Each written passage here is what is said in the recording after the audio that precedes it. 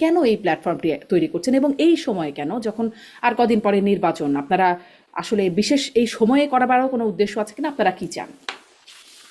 আচ্ছা, শেষের প্রশ্নটা দিয়ে আগে শুরু করি। সেটা হচ্ছে যে কেন এই সময় লঞ্চ করা হলো। আসলে আমাদের এটাকে লঞ্চ করার নানান রকম পরিকল্পনা এর আরো 2-3-4 মাস আগে থেকেই ছিল আসলে। হুম, মানে আমরা আমাদের মতো করে আসলে একটা প্ল্যাটফর্ম তৈরি করার জন্য প্রায় 1-1.5 বছর ধরেই নানান মানুষজন, নানান পরিসরের মানুষজন মুভ করছিলাম। হুম, তো সেটা প্রথমে ব্যক্তি উদ্যোগ থেকে শুরু হয়ে তারপরে আস্তে আস্তে আগাতে আগাতে এই পর্যায়ে এসে একটা সামষ্টিক রূপ ধারণ করেছে। তার মধ্যে নানান রকম রাজনৈতিক ঘটনা ঘটেছে, যার কারণে হয়তো এটার যেই কনস্টিটুয়েন্সি হয়েছে তা একটু ভিন্ন হয়েছে বা আরো বেড়েছে। যেমন এনসিপি থেকে কিছু নেতাও পরবর্তীতে হুম। আমাদের সাথে মানে এই উদ্যোগের সঙ্গে সংযুক্ত হয়েছেন, সম্পৃক্ত হয়েছেন। তো সেই জায়গা থেকে আসলে এটা এমন না যে এটা আমরা আসলে নির্বাচনের এত আগে মানে এরকম একটা সময় করতে চেয়েছিলাম, আমরা এটা আরো আগে করতে চেয়েছিলাম ইনফ্যাক্ট। মানে হুম। এটা আমরা গত মাসে এই লঞ্চিং প্রোগ্রামটা আমরা গত মাসে করবো বলে ভেবেছিলাম, কিন্তু সেটা আসলে লজিস্টিক্যালি বা সবার অন্যান্য কাজকর্ম মিলিয়ে সেভাবে সম্ভব হয়নি দেখেই শেষমেশ এটা এরকম একটা সময় এসেছে। সো এটা এই পার্টিকুলার সময়ে করাটা যে খুব উদ্দেশ্যমূলক এরকম না, তবে আমার মনে হয়েছে যে আসলে এই সময়ে জিনিসটি হওয়ার মধ্য দিয়ে আসলে এক ধরনের একটা নতুন আশাবাদের সঞ্চার হয়েছে। যে জুলাইয়ের পরবর্তী সময়ে তো আসলে প্রচুর মানুষের একটা নতুন রাজনীতির এক্সপেকটেশন ছিল। হুম। তো মানুষ সেই এক্সপেকটেশনের জায়গা থেকে অনেক মানুষের আশা হয়তো আবার নতুন করে তৈরি হয়েছে যে না, নতুন কিছু হওয়ার যে আকাঙ্ক্ষা সেটা সম্পূর্ণ শেষ হয়ে যায়নি, নতুন কিছু করার এখনো অনেকে রয়েছে। জি। আর এই প্রথমে নতুন আপনি কিছু যেটা করার জিজ্ঞেস করলেন আমি যে একটু হচ্ছে এটাও একটু জিজ্ঞাসা করি। আচ্ছা, আপনি শেষ করেন। আর প্রথমে যে কথাটা বললেন আপনি যে হচ্ছে যে এইটা কেন এরকম সময় একটা প্ল্যাটফর্ম মনে হলো, এটা আমি দুটো দিকে ভাগ করে উত্তর দিতে চাই। একটা উত্তর হচ্ছে যে এইটার যে আইডিওলজিক্যাল অবস্থানটা, এটা কেন এলো এই প্ল্যাটফর্মটা। আমরা বারবার করে বলছি আমরা সামাজিক গণতন্ত্রের জন্য লড়াই করবো, এবং আমরা যদি রাজনৈতিক দল তৈরি করি ইফ অ্যান্ড ওয়েন, তখন আমরা মূলত একটা ইলেকটোরাল পলিটিক্স এর জন্যই সেটাকে বিল্ড করবো, ইলেকটোরাল পলিটিক্স এর ভেসেল হিসেবেই সেটাকে মানে চিন্তা করব। তো সেই জায়গা থেকে সামাজিক গণতন্ত্রের কথা বলা এই জায়গা থেকে যে ধরেন বাংলাদেশে অনেক বামপন্থী রাজনৈতিক দল আছেন। সেই বামপন্থী রাজনৈতিক দলদের প্রায় অধিকাংশই এক ধরনের একটা কমিউনিস্ট আইডিওলজিক্যাল জায়গা থেকে তাদের যেই দার্শনিক ফ্রেমওয়ার্ক সেটা তৈরি। তো ধরেন ব্যক্তিগতভাবে আমি নিজেও সেই দার্শনিক ফ্রেমওয়ার্কেরই লোক, কিন্তু হুম। আমি যখন একটা রাজনৈতিক প্রজেক্ট বিল্ড করার চেষ্টা করছি, তখন তো আসলে আমার এই নির্বাচনী বুর্জোয়া গণতন্ত্রের অংশ হই। তাহলে তো আমার মানে পুঁজিবাদের কাঠামোর মধ্যে থেকেই মানুষজনকে সলিউশন অফার করতে হবে যদি আমি সেটা করতে চাই, যে আমি নির্বাচনী গণতন্ত্রেরই অংশ হব। তো বাংলাদেশে যেই লেফট পলিটিক্স আছে তা প্রাইমারিলি হচ্ছে রেভলিউশনারি পলিটিক্স, যে তারা একটা বিপ্লব করবে, সেই বিপ্লবের পরে অনেক কিছু অটোমেটিক্যালি ভালো অবস্থায় চলে যাবে এবং তখন মানুষের জনজীবনের পরিবর্তন ঘটবে। মিনওয়াইল তারা যা যা করে, তারা বলে যে তারা এগুলো শ্রেণী চেতনা বৃদ্ধির লক্ষ্যে বা অন্যান্য নানান কাজে করে। তো সেই জায়গা থেকে আমাদের কাছে মনে হচ্ছে যে বাংলাদেশে একটা ভায়াবল লেফট অপশন কি হতে পারে। কারণ বাংলাদেশের শ্রমজীবীদের মধ্যে ব্যাপক পরিমাণে বৈষম্য আছে, বাংলাদেশে নারী পুরুষ বৈষম্য আছে, বাংলাদেশে আপনার ধর্মীয় সংখ্যালঘু সংখ্যাগুরুর আপনার বৈষম্য আছে, জাতিগত বৈষম্য আছে। তো সেরকম একটা দেশে আসলে একটা মানে গ্রহণযোগ্য প্রগতিশীল নির্বাচনী রাজনীতির প্ল্যাটফর্ম বা নির্বাচনী রাজনীতির দল নির্মাণ করা দরকার। এখন দল তো আমরা রাতারাতি নির্মাণ করতে পারবো না। আমরা একটা প্ল্যাটফর্ম নির্মাণ করেছি, যে প্ল্যাটফর্মটা তৈরি করার মধ্য দিয়ে আমরা মানুষের কথা শুনতে চাই, জি। আপনাদের মানুষের সাজেশন। উদ্দেশ্যটা মোটামুটি স্পষ্ট, মেঘমল্লা। আপনারা কি তাহলে বাম ঘরানারই রাজনীতি করতে চান? মানে এই আপনি আপনি অবশ্য আমাকে এরকম একটা বাইনারিতেই কোয়েশ্চেনটা করবেন আপনার জায়গা থেকে, কিন্তু আমরা আসলে যে কারণে এটা অ্যাভয়েড করে যেতে চাই বা চেয়েছি বারবার করে, তার কারণ হচ্ছে যে বাংলাদেশে আসলে বামপন্থী এবং ডানপন্থী বলতে কি বোঝানো হয় তা আসলে বৈশ্বিক প্রেক্ষাপট থেকে একটু আলাদা। কিন্তু যদি আমরা বলছি সোশ্যাল ডেমোক্রেটিক, আমি যদি পিওরলি একাডেমিক্যাল জায়গা থেকে বলি, তাহলে সেটা অবশ্যই একটা মধ্য বামপন্থী রাজনীতিই বটে।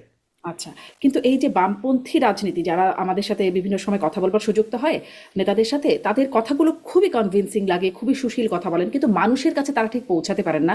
তাদের না ভোটের মাঠে খুব ভোট আছে, না তারা কোনো কর্মসূচি করলেও খুব বেশি মানুষকে দেখা যায় সেখানে। কেন, মানে এটা কি, আপনি যেহেতু সেই রাজনীতি করে আসছেন এবং এখনো সেরকম একটা রাজনীতির দর্শন আপনাদের আছে, মানে এই ধরেন শ্রেণী চেতনা, বুর্জোয়া, আপনাদের যে সোশ্যাল ডেমোক্রেটিক, মানে এই যে শব্দগুলো ব্যবহার করেন বা যে দর্শনগুলো বোঝাতে চান, সেগুলো কি মানুষ ঠিক বোঝে না? মানুষের মধ্যে আপনারা রিচ করতে পারেন না? আপনাদের কমিউনিকেশনে দুর্বলতা আছে কি আসলে? এটা একটু ভেঙে ভাবার দরকার আছে। যেমন 80-র দশক পর্যন্ত কিন্তু এখানে বাংলাদেশে বামপন্থীদের একটা যথেষ্ট পরিমাণ রাজনৈতিক হোল্ড ছিল। এখন ডানপন্থীদের যে ধরনের একটা রাজনৈতিক হোল্ড বাংলাদেশের রাজনীতিতে আছে সেটা ছিল। আমার কাছে মনে হয় যে আসলে সোভিয়েত ইউনিয়ন পতন পরবর্তী যে সময় এবং বিশ্ব রাজনীতির যে অবস্থা, তাতে আসলে বাংলাদেশের বামপন্থী রাজনীতি সেই অর্থে কোনো রকম কোনো দিক মানে কোনো রকম দিক দিশাহীন ভাবে বেশ একটা বড় সময় কাটিয়েছে। আর তার বাইরে আপনি যেটা বললেন যে দেখেন আসলে দার্শনিক যেই তত্ত্ব সেগুলো তো আসলে এড়িয়ে যাওয়ারও কোনো বিষয় নেই, কারণ বিপ্লবী হওয়ার বা যে কোনো ধরনের বড় পরিবর্তনকামী হওয়ার একটা প্রধান শর্তই হচ্ছে যে আপনার এগুলো নিয়ে পড়াশোনা চিন্তা ভাবনা করতে থাকতে হবে। তবে আসলে যদি আমি এভাবে করে বলি যে যখন কিনা ধরেন আপনার ভ্লাদিমির লেনিন এপ্রিল থিসিস লিখেছেন, তখন এপ্রিল থিসিস তো আর তিনি কৃষকদের বোঝাতে চাননি হুম, বা তিনি শ্রমিক শ্রেণীকে বোঝাতে চাননি। হুম, তার যে বলশেভিক পার্টির কর্মসূচি, সেই কর্মসূচিটাকে তিনি আর তিনটা শব্দে নিয়ে আসতে পেরেছিলেন: ব্রেড, পিস অ্যান্ড ল্যান্ড। তো যে শ্রেণী চেতনা বোঝে না, যে হচ্ছে আপনার বুর্জোয়া রাষ্ট্র কাঠামোর কি সাম্রাজ্যবাদ কিভাবে পুঁজিবাদের সর্বোচ্চ স্তরে, এগুলা বোঝে না, সেও কিন্তু ব্রেড বোঝে, পিস বোঝে, ল্যান্ড হুম, বোঝে। হুম, যে ওই যে মানে মানে আমাদের বাংলাদেশের কমিউনিস্ট পার্টিও বলে যে রুটি রুটি রুটি রুজি হুম। ভাত কাজ। তো আমার মনে হয় যে আসলে মুশকিলটা হচ্ছে কর্মসূচির অভাব। মানে আমরা রাষ্ট্র ক্ষমতায় গেলে কি করব, এই বুর্জোয়া গণতন্ত্র অক্ষত অবস্থাতে আমরা যদি ভোটের মধ্যে জিতে যাইতে পারি, তাহলে আমরা জনগণকে কি করব, জনগণকে কি দিব, সলিউশনটা কি? এই যে কর্মসূচি, আমার কাছে মনে হয় এখানে কর্মসূচির একটা ল্যাকিং আছে, আমি যদি বাংলাদেশের বামপন্থী রাজনীতির ক্ষেত্রে বলি। এবং কর্মসূচির যে ল্যাকিংটা না, এটা ইনসিডেন্টাল না, এটা কাঠামোগত কারণেই হবে। আমি আগের বার বলেছি, তাও যদি আমি একটু ভেঙে বলতে পারি, সেটা হচ্ছে যে ধরেন আপনি একটা বিপ্লব চান, আপনি চান যে এখানে একটা শ্রেণী কাঠামোর একটা সম্পূর্ণ পতন ঘটে, একটা নতুন ধরনের শ্রেণী সম্পর্ক তৈরি হোক, এবং সেটা ভায়োলেন্টলি হোক, নন ভায়োলেন্টলি হোক, যেভাবেই হোক না কেন, একটা অভ্যুত্থানের মধ্যে দিয়ে হোক। তারপরে আপনি সমাজ পুনর্গঠন করবেন, ফাইন। কিন্তু এইটা না ঘটা পর্যন্ত তাহলে রাজনীতির কাজটা কি? আমি যদি কালকে আমি যে ভোট চাইতে যাচ্ছি, আমার তো কালকে আমি যদি ভোটে জিতেও যাই, তাহলে তো আমার এই পুঁজিবাদী কাঠামোর এই সংবিধানের মধ্যে থেকে অপারেট করতে হবে।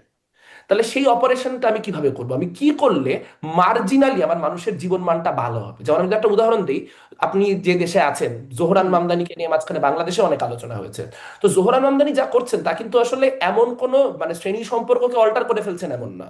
তিনি নিউ ইয়র্কের যেই করের হার, সেটাকে নিউ জার্সির করের হারের সমান করছেন।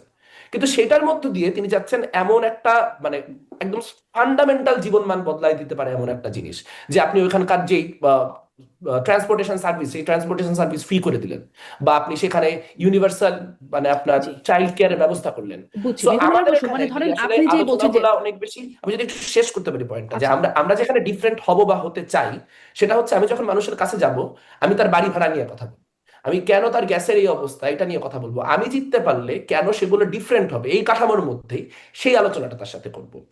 আর একটা জিনিস হচ্ছে ভাষা। ভাষা যেমন, ভাষা তো আপনি বলবেন আমি শুনবো, আমি বলবো আপনি শুনবেন, তার মধ্য দিয়ে ভাষা। তো আমরা যদি আসলে জনগণের কাছ থেকে ক্রমাগত শুনতে পারি, তাহলে ওই একই বৈষম্যের কথাগুলা তারা কোন ভাষায় বলেন, সেটাও আমাদের বোঝাপড়া তৈরি হবে। তার মধ্য দিয়ে আমাদের যেই ভাষা, ভাষাগত জায়গাটা, সেটা আশা করি ট্রেডিশনাল বামপন্থীদের থেকে একটু ডিফারেন্ট হবে। তবে এখানে একটা হুম, কথা ছোট্ট বলে রাখা দরকার, যে তাদের প্রতি কিন্তু আমাদের কোনো অশ্রদ্ধা নেই। হুম। এমন না যে তাদের মানে তাদের যে ত্যাগ তিতিক্ষা সংগ্রাম, সে সবটাকে আমরা সম্মান করি। কিন্তু আমরা একটা নতুন প্রজন্ম, আমাদের কাছে আমাদের এই বৈশ্বিক বোঝাপড়া, আমাদের কাছে মনে হচ্ছে যে আমাদের নতুন উদ্যমে কিছু একটা করা উচিত। নিশ্চয়ই, মানে ভাষা তো আসলে আমি এটাই জিজ্ঞাসা করছিলাম যে কমিউনিকেশনে কোনো গ্যাপ থাকে কিনা, আপনাদের কথা বলা ওদের কথা বলা বা বোঝা, সেটা একটা গ্যাপ থাকে কিনা। আপনি মোটামুটি বললেন। এই যে আপনি সলিউশনের কথা বলছেন, যে আপনি সলিউশনের রাজনীতিটাই করবেন বা মানুষের কাছে সেই বার্তাটা দেবেন।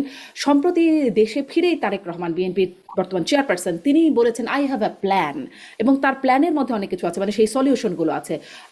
আপনার কাছে মানে সেটিকে কেমন মনে হয়? তিনি তো সলিউশন নিয়ে আসলেন নাকি? 31 দফার যে পরিকল্পনা, সেটা অনেক ক্ষেত্রে অনেক মানে তার অনেকগুলো ভালো ভালো দিক আছে। ফ্যামিলি কার্ডের মতো বিষয়গুলি বা নানান রকম ওয়েলফেয়ার প্রোগ্রাম আছে, যেগুলো বাংলাদেশের মতো দরিদ্র দেশে অত্যন্ত প্রয়োজনীয়। তবে আসলে এটা নানান রকম কাঠামোগত সীমাবদ্ধতা রয়েছে, এবং এই কাঠামোগত সীমাবদ্ধতার একটা বড় কারণ হচ্ছে যে পলিটিক্যাল পার্টিটা শেষমেশ বড় বিজনেসের ফান্ডিংয়েই চলে। তো বড় বিজনেসম্যানদের এক ধরনের ইনফ্লুয়েন্স সেখানে থাকে। আপনাদের তো সেই ফান্ডিং জায়গা আছে? থেকে আপনাদের কোনো ফান্ডিং আছে? না, আমাদের এখন পর্যন্ত ইনফ্যাক্ট তেমন কোনো মানে পাবলিক ফান্ডিং এর বাদে কোনো ফান্ডিং নেই আমাদের। মানে যারা দীর্ঘদিন এই ধরনের রাজনীতি পক্ষে কথা বলেছেন বা এরকম একটা রাজনীতি দেখতে চেয়েছেন, তাদের অনেকে আমাদের ব্যক্তিগত শুভানুধ্যায়ী, তাদেরকেই বলা হয়েছে। এবং তারা তাদের মতো করে খুবই পাবলিক মানে একেবারে 2, 4, 5 হাজার 10,000 টাকার ফান্ডিং যেগুলো, সেগুলো আছে। তবে আমরা আসলে আমাদের ফান্ডিংটা পাবলিক ফান্ডিং এ করতে চাই, মানে কোনো বড় কর্পোরেশনের টাকা নিয়ে রাজনীতি করবো না। বড় কর্পোরেশনের আচ্ছা, টাকা নিয়ে রাজনীতি করলে বড় কর্পোরেশনকে শেষমেশ সার্ভিস দিতেই হয়। আপনি বলছিলেন যে গণ আর যেটা অভ্যুত্থান বা বলতে পারেন, বিপ্লবের অনেকগুলো পরে। ভালো জিনিস রয়েছে, কিন্তু অনেকগুলো সীমাবদ্ধতা ও কাঠামোগত সীমাবদ্ধতাও রয়েছে। তবে এটা ভালো যে তুমি এখানে একটা পলিসি অফার করছেন, অন্তত পক্ষে আলোচনাটা পলিসি নিয়ে হচ্ছে। না হলে আসলে মানে শুধুমাত্র ওই রকম বড় বড় কথাগুলো আর কি, যে আমরা আসলে দেশে ইসলাম প্রতিষ্ঠা হবে বা অমুক প্রতিষ্ঠা হবে। এইটা আসলে রাজনীতির ভাষা হলে তখন রাজনীতি ওই ঘুরে ফিরে কাদা পাখিগুলোর মধ্যে যাই পড়বে। এটা ভালো যে উনি একটা পলিসির একটা গোটা পলিসি প্ল্যাটফর্ম দিয়েছেন। তবে এটাও জানো যে পলিসি আলোচনা হচ্ছে না, আলোচনা ঘুরে ফিরে ওই ব্যক্তি কেন্দ্রিক কাল্ট এবং সেই জিনিসপত্র নিয়েই হচ্ছে। একটা পলিসি প্ল্যাটফর্মে আপনি ইতিবাচক দেখছেন, কিন্তু আমরা তো শুনেছিলাম আপনি বলছেন গণ অভ্যুত্থান বা বিপ্লবের পরে সবকিছু একটা নতুন ভাবে করার সুযোগ থাকে, একটু আগেও যে কথাগুলো যদি সামারি করি, কিন্তু এই যে একটা অভ্যুত্থান হয়ে গেল, তারপরে তো শুনেছিলাম আমরা নতুন বন্দোবস্ত হবে, সেটি হলো না কেন? কারণ আসলে নতুন বন্দোবস্ত করার কোন রকম প্রকল্প তো ছিল না। নতুন বন্দোবস্ত মানে তো শুধুমাত্র আওয়ামী লীগ না, নতুন বন্দোবস্ত মানে sorry, নতুন বন্দোবস্ত বলছি, পুরাতন বন্দোবস্ত মানে তো শুধু আওয়ামী লীগ না, পুরাতন বন্দোবস্ত মানে আওয়ামী লীগ, পুরাতন বন্দোবস্ত মানে বিএনপি, পুরাতন বন্দোবস্ত মানে জামাত, সবটাই পুরাতন বন্দোবস্তের অংশ, যারা পূর্ববর্তী সময় নানানভাবে ক্ষমতার স্টেক হোল্ডার ছিলেন। কিন্তু মুশকিলটা হচ্ছে যে আসলে যখন আপনি অভ্যুত্থানটা হলো, অভ্যুত্থানের পরে যারা অভ্যুত্থানের নেতৃত্ব স্থানীয় ছিলেন, তাদের হাতে একটা বড় দায়িত্ব ছিল যে তারা আসলে বাংলাদেশটাকে কিভাবে একটা অন্তর্ভুক্তিমূলক জায়গায় রাখতে পারবেন। যে আমি যদি একদম স্ট্রেট ফরওয়ার্ড ভাবে বলি যে 5ই আগস্টের আগে এখানে ধরেন পুরানো যে সামাজিক বর্গগুলা ধরা হতো, যে শাহবাগ একটা বর্গ, শাপলা একটা বর্গ, সেই শাহবাগ শাপলা বর্গের বাইনারির মধ্যে থেকে কিন্তু আওয়ামী লীগের পতন ঘটে নাই। যেই মুহূর্তে এই বর্গগুলো ডিজলভ করেছে, যেই মুহূর্তে এই এই ধরনের মেরুকরণের মধ্যে আর সমাজ থাকে না, একটা নতুন ধরনের মেরুকরণ তৈরি হয়েছিল আওয়ামী লীগের বিরুদ্ধে, একদম অন্তত শেষ কয়েক মাস বা অন্তত পক্ষে বলতে পারে অভ্যুত্থানের সময়টা, সেইটার ফলশ্রুতিতে এখানে একটা বড় মানে স্বৈরতান্ত্রিক শক্তিকে অপসারণ করা গিয়েছে, যেটা জগদ্দল পাথরের মতো দীর্ঘদিন চেপে বসেছিল। তো তার পরবর্তীতে যাদেরকে আমরা নেতা মানলাম, তাদের একটা বড় কাজ ছিল যে এই পুরানো সামাজিক যেই লড়াইগুলো, সেই লড়াইগুলো যেন ফিরে না আসে নিশ্চিত করা। সেখানে তারা করলেন কি, তারা হচ্ছে এখানে অতি দক্ষিণপন্থী যে শক্তিগুলি ছিল সেই শক্তিগুলির সাথে এক ধরনের প্রত্যক্ষ পরোক্ষ অ্যালায়েন্স তৈরি করলেন, এবং তাদের প্রত্যেকটি বাড়াবাড়িকে, প্রত্যেকটি বেআইনি কর্মকাণ্ডকে বিপ্লবের যুক্তি দিয়ে জাস্টিফাই করার চেষ্টা করলেন। এবং যেই শক্তিগুলো আওয়ামী লীগের বিপক্ষে অবস্থান করেছিল, তাদের মধ্যে যখনই কোনো প্রগতিশীলতার কারণে তাদেরকে কোনো জায়গা থেকে সরানোর বন্দোবস্ত করা হলো, যেমন আপনারা জানেন যে শিক্ষা যে আপনার যে পাঠ্যপুস্তকের যেই কমিটিটা ছিল, যে কমিটিতে সামিনা লুৎফা সহ মানুষজন ছিলেন, সামিনা লুৎফার একমাত্র অপরাধ ছিল তিনি বলেছিলেন যে এলজিবিটি কেউ আইয়ে যদি হন কেউ, তিনিও মানুষ। মানে কোনো সুস্থ স্বাভাবিক মানুষ এই কথার সাথে মনে হয় না দ্বিমত করতে পারেন যে তিনিও মানুষ। এখন তার বিষয়ে আপনার ওপিনিয়ন ভালো মন্দ নানান কিছু হতে পারে, সেই আলোচনায় আমি যাচ্ছি না, কিন্তু তিনি মানুষ, এটা তো বেসিক কথা। মানে এটা যে কোনো পলিটিক্সে একটু যে মানতে না পারে সেটা ভিত্তিতে কোনো একটা তার বিরুদ্ধে এক ধরনের একটা উস্কানি তৈরি করে তাকে কমিটি থেকে বের করা হলো, তখন আমরা দেখলাম না যে ইউটিএন এর যে টিচাররা দীর্ঘদিন আসলে অভ্যুত্থানের সময় এই সমন্বয়কারীদের প্রোটেকশনের কাজ করেছেন, তাদের হয়ে ডিফেন্ড করার কোনো ক্যাপাসিটি আমরা সমন্বয়কদের মধ্যে দেখলাম না। এবং একইভাবে আমরা দেখলাম যে জামাতের সাথে তাদের যে ধরনের লিয়াজও শুরু থেকেই তৈরি হলো, সেটা বাড়তে বাড়তে গোপন হইতে হইতে এখন প্রকাশ্য হয়ে উঠলো। কিন্তু আমরা মোট কথা যদি আমি সামারি করে কিন্তু বলি, আমি তাহলে একটা আসলে ছোট্ট এখানে প্রশ্ন করি দক্ষিণপন্থী যে এটা কি শক্তিগুলি শুরু থেকে, আমি একটু প্রশ্নটা এটা করি, এটা কি গণ অভ্যুত্থানের পরে থেকে জামাতের সাথে লিয়াজোটা শুরু হলো, নাকি আগে থেকেই আসলে লিয়াজোটা ছিল? আসলে আগে থেকে কার সাথে আসলে সমন্বয়কারীদের কতখানি লিয়াজও ছিল সেটা তো আসলে আমার পক্ষে জাস্টিফাইবলি বলা সম্ভব না। মানে আমি আন্দাজ করতে পারি পুরোটাই, কারণ যেটা হতো সব অভ্যুত্থানের আগে সেটা হচ্ছে অভ্যুত্থানকারী যেই মানে যারা ওইখানে সমন্বয়কের রোল প্লে করছিলেন, সকল পক্ষের সাথে তাদের মতো করে যোগাযোগ রাখতেন। এবার ছাত্র দলের সাথে তাদের কি যোগাযোগ হয়েছে সেটা আমরা তাদের কাছ থেকে জানতে পারতাম না, সেটা ছাত্র দলের সাথে আমাদের যোগাযোগ হলে আমরা জানতে পারতাম যে আচ্ছা, যে তাদের সাথে এই যোগাযোগ হয়েছে। এখন যেহেতু শিবিরের সাথে তখন আমাদের কোনো যোগাযোগ ছিল না, এখনো আমাদের কোনো যোগাযোগ নাই, কাজে আদতে শিবিরের সাথে তাদের কতখানি যোগাযোগ ছিল সেটা ক্রস ম্যাচ করে বলার সাধ্য আমার নেই। তো আমি আমার আন্দাজ থেকে যেটা বুঝি সেটা হচ্ছে যে জামাতের লজিস্টিক্যাল যে ধরনের নানান রকম সাপোর্ট, সেই নানান রকম সাপোর্ট তারা অভ্যুত্থানের আগেও দিয়েছে, এটা it's not a matter of secret. কিন্তু পরবর্তীকালে এক ধরনের একটা আইডিওলজিক্যাল আন্ডারস্ট্যান্ডিং যেটা হয়েছে, সেটা আসলে কতখানি হয়েছে, কোন মাত্রায় হয়েছে, সেটা এখন এসে খুবই স্পষ্ট প্রকাশ্য। কিন্তু আমরা কিন্তু আপনারা দেখবেন যে এনসিপি ফর্ম করার কয়েক মাসের পর থেকে এটার যে রাইট উইং টেন্ডেন্সি গুলা, সেগুলো নিয়ে বারবার করে সমালোচনা করছিলাম। তার কারণ আমাদের যে ভয়ের জায়গা ছিল সেটা হচ্ছে যে যদি আসলে এখানে দক্ষিণপন্থীদের যে কোনো রকম মামাবাড়ির আবদার, মানে মাজার ভাঙতে হবে, এটা তো একটা মামাবাড়ির আবদার, এটা তো কোনো মানে এটা তো কোনো গণতান্ত্রিক রাষ্ট্র কেউ মানে এটা যে বলে সে সে নিজেই ফ্যাসিস্ট, তার সাথে আবার অ্যান্টি ফ্যাসিস্ট কোয়ালিশন কি। তো এরকম ডানপন্থীদের বিভিন্ন রকম ফ্যাসিস্ট টেন্ডেন্সিকে আসলে যেভাবে করে আপনার মোকাবেলা করা দরকার ছিল, সেই মোকাবেলাটা করতে যেহেতু তারা শুরুতেই ব্যর্থ হয়েছে, এবং একই সঙ্গে যেরকম নানান রকম ট্রেডিশনাল এখানে মানে দুর্নীতিগ্রস্ততা, স্বজনপ্রীতি সহ যে ধরনের ট্রেডিশনাল সংকটগুলি বাংলাদেশের রাজনীতিতে আছেন, সেগুলা থেকে তারা যেহেতু নিজেদেরকে পৃথক করতে একেবারেই ব্যর্থ হয়েছে, সো ঘুরে ফিরে আওয়ামী রাজনীতিটা ওই ঘুরে ফিরে মানে এখন বিএনপি ভার্সেস জামাত দেখা যাচ্ছে। কোনোভাবে যদি কখনো আওয়ামী লীগের মানে আওয়ামী লীগকে রাজনীতিতে ফিরতে দেওয়া হয়, তখন এই আওয়ামী লীগ ভার্সেস বিএনপি ভার্সেস জামাত ওই রকমই দেখাবে। ফলে জি নতুন কোনো মেরুকরণ কিন্তু অভ্যুত্থান এখন পর্যন্ত তৈরি করতে পারে নাই, যেটা অভ্যুত্থানের যে শহীদ তাদের রক্তের সাথে এক ধরনের বেইমানিই বটে। জি আপনার প্রশ্ন, আপনার কথা থেকে আসলে অনেকগুলো প্রশ্ন যাচ্ছে, একটা একটা করে আসি। যে আপনি বলছিলেন যে অভ্যুত্থানের পরে যেটি কাজ ছিল, একটা অন্তর্ভুক্তিমূলক ব্যবস্থা আনতে পারার একটা দরকার ছিল। সেই মূলক ব্যবস্থা বলতে আসলে আপনি কি বোঝাচ্ছেন? মানে আসার পরেই আমরা তো দেখলাম প্রথমেই আওয়ামী লীগকে বাদ দেওয়া হলো। এটা কি মানে আপনার ভাষায় যে অন্তর্ভুক্তিমূলক সেটির ভায়োলেশন ঘটলো, নাকি এটাই ঠিক আছে? এখন এটা তো একটা পলিটিক্যাল ক্রাইসিস এই জায়গা থেকে যে আওয়ামী লীগ তো এখনো 24-এর অভ্যুত্থানকে কন্টিনিউয়াসলি সন্ত্রাসী আক্রমণ বলে যাচ্ছে। সো আসলে এটা কোনো অভ্যুত্থান কি এটা অ্যালাউ করে যে আমি যদি কোনো একটা রেজিম, সেই রেজিমটা ফল করতে বাধ্য হলো আমার অ্যাকশনের কারণে, তারপর সে চলে যাওয়ার পরও সে বলতেছে যে আমার অ্যাকশন ইললেজিটিমেট ছিল এবং সে এটাকে জঙ্গি আক্রমণ বা এক ধরনের বিদেশি তৎপরতা ইত্যাদি ইত্যাদি হিসেবে ট্রিট করবে। এখন এই অবস্থায় আসলে আওয়ামী লীগকে বাংলাদেশের পলিটিক্সে ইন্টিগ্রেট করার সিস্টেম কি? মানে আমি আপনাকে, আমি আপনার শো দেখেছি, আমি আপনার ওপিনিয়ন বা আপনার শোতে অন্য গেস্টদের ওপিনিয়নও শুনেছি এই বিষয়ে। মানে আমি এই জন্য আসলে এটার উত্তর না দিয়ে আমি এটার একটা এই কোয়েশ্চেনটা করতে চাই আর কি, যে যদি আমি ধরি যে মানে আমি যদি ধরেন আমি প্রধান উপদেষ্টা, আমি চাচ্ছি যে আওয়ামী লীগ রাজনীতিতে ফিরে আসুক, আওয়ামী লীগ বাংলাদেশের একটা সার্টেন পার্সেন্টেজ মানুষের যেই ভোট বা সার্টেন পার্সেন্টেজ মানুষের সাপোর্ট আওয়ামী লীগের আছে, সো আওয়ামী লীগকে না বাদ দিয়ে আসলে পুরাপুরি গণতান্ত্রিক একটা কাঠামো সম্ভব না। এখন তাহলে আমার আনার সিস্টেমটা কি? মানে যে অভ্যুত্থানটার উপর বেস করে আমি দাঁড়ায় আছি, যে অভ্যুত্থানটা আমাকে এই লেজিটিমেসি দিল যে আমি সরকার হয়ে আওয়ামী লীগকে রাখতে বা আনতে পারতেছি, তো আমি যদি বলি অভ্যুত্থানটাই ইললেজিটিমেট, এখানে কোনো অভ্যুত্থান হয় না, এখানে জঙ্গি আক্রমণ হয়েছে, এখানে এই হয়েছে, এখানে সেই হয়েছে, এখানে কোনো, এটা পুরোটাই দেশের বিরুদ্ধে ষড়যন্ত্র, তাহলে তো আসলে তাহলে তো আবার ওই অভ্যুত্থানের যেই অবস্থান সেখানে যায় পৌঁছাইতে হবে আর কি, তখন তো আবার একটা সিভিল ওয়ার পরিস্থিতি সৃষ্টি হবে। কারণ সে তো কিন্তু এখন পর্যন্ত প্রশ্নটা এই এটা না যে আসলে আপনারা মানে জয়ী পক্ষই কি আনা বা বাদ দেওয়ার অথরিটি রাখে, তখন কি আসলে জনগণের হাত থেকে এই অথরিটিটা চলে যায়, যারা অভ্যুত্থানে জয়ী হয় তাদের কাছে আসে? কারণ আমার মনে আছে ডক্টর মোহাম্মদ ইউনূস তিনি আন্তর্জাতিক একটা গণমাধ্যমের সাক্ষাৎকারে বলেছিলেন আওয়ামী লীগকে নিষিদ্ধ করবার বা এরকম কোনো পরিকল্পনা এই সরকারের নাই। তারপরে মানে হঠাৎ করে হাসনাত আবদুল্লাহ গিয়ে যমুনা ঘেরাও টেরাও করলেন, ব্যাস সাথে সাথে হয়ে গেল আর কি। একরকম তথাকথিত চাপ বলেই তখন অনেকে বলছিলেন যে একটা চাপে পড়ে সরকার এটা করতে বাধ্য হলো, যেখানে সরকার বলেছিল তাদের কোনো পরিকল্পনা নাই। তো আসলে ওটাই আমার প্রশ্ন ছিল যে অ্যালাউ, মানে তারা বাদ হয়ে তাদেরকে সরকার পতন করানো হয়েছে কিন্তু তারা রাজনীতি করতে পারছেন না, এই সিদ্ধান্তটা কি জয়ীদের নেওয়ার কথা? এখন আনফরচুনেটলি বা ফরচুনেটলি আসলে যে কোনো একটা অভ্যুত্থান বা বিপ্লব বা যাই বলেন না কেন, সেখানে যখন আসলে কেউ যখন রক্তাক্ত পদ্ধতিতে যায়, তখন আসলে তার পরবর্তীতে তাকে রাজনীতি করতে দেওয়ার ক্ষেত্রে প্রেসিডেন্সটা কি, এটা আসলে আমরা একটু হিস্ট্রি খুঁজলেই দেখতে পাই। মানে এটা তো এমন না যে তারা একটা ভোটে হারছে, এখন আগে তারা সরকার দল ছিল, এখন তারা বিরোধী দলের চেয়ারে যায় বসবে। সো বিষয়টা একটা বাইনারি তো এখানে হয়েছে। যদি যদি আমি বলি যে আওয়ামী লীগ রাজনীতি করতে পারে, আওয়ামী লীগ কি রাজনীতি করে আওয়ামী লীগকে এসে বলবে যে হচ্ছে যে না ঠিক আছে, তাহলে আমরা অভ্যুত্থানের যারা ছিল অভ্যুত্থানের পুরো ঘটনাটা আসলে আমরা মেনে নিছি, আমাদেরও নানান সীমাবদ্ধতা ছিল, অভ্যুত্থানের রেজাল্ট মাইনে নিয়েই আমরা হচ্ছে রাজনীতি করতেছি।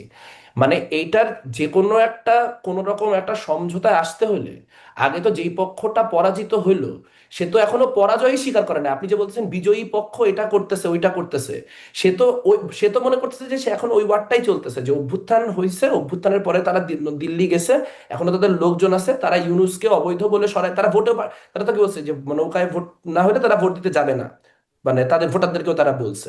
সো তাদের আলটিমেট গোলটা কি, যে সামহাউ এখানে আবার একটা কোনো কাউন্টার কিছু ঘটানো, যেটার মধ্য দিয়ে অভ্যুত্থানটা ইললেজিটিমেট হয়ে যায়।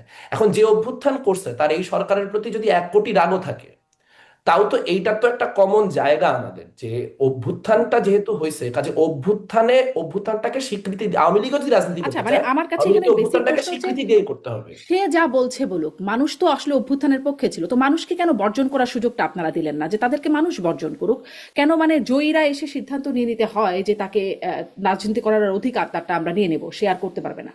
মানে না, মানুষের উপর কি এই প্রথম কথা বিশ্বাসটা হচ্ছে যে নাই যে আমি, মানুষকে দিলে মানে মানুষে আপনি যে তাদের বর্জন জায়গায় করবে? আমিও সেই জায়গায় এক সেন্সে, যে এখানে তো আসলে গভর্নমেন্টের পলিসি কি হয় তার উপর তো আমার কোনো নিয়ন্ত্রণ নাই, কিন্তু কথাটা সেটা হচ্ছে যে আপনার যেই আইনগুলি ব্যবহার করা হয়েছে অনেক ক্ষেত্রে, যেমন ছাত্রলীগকে নিষিদ্ধ করার জন্য যে আইন ব্যবহার করা হয়েছে, এই আইন শেখ হাসিনার নিজের বানানো আইন, 2009 সালের আইন, আপনার সন্ত্রাস দমন আইন বা এরকম এরকম নামে একটা আইন আছে। সন্ত্রাস তো বিরোধী। সেই ধরনের আইন, যেই ধরনের আইনগুলি ব্যবহার করে আওয়ামী লীগকে নিষিদ্ধ করা হয়েছে, সেটা আসলে খুবই মানে দুশ্চিন্তাজনক এই জায়গা থেকে, যেটা মানবাধিকারের ভায়োলেশনের ক্ষেত্রে প্রচন্ড পরিমাণ আইনকে ব্যবহার করা যায়, এবং আমরা ডেভিল হান্ট সহ আরো নানান ক্ষেত্রে দেখতে পাইছি যে অধিকারের নানান রকম লঙ্ঘন হয়েছে। ইভেন আমরা দেখতে পাই যে জেলখানায় গত 1 বছর সোয়া বছরে প্রায় 150-র মতো মানুষ জেল কাস্টডিতে মারা গেছে, যেটা খুবই অ্যালার্মিং।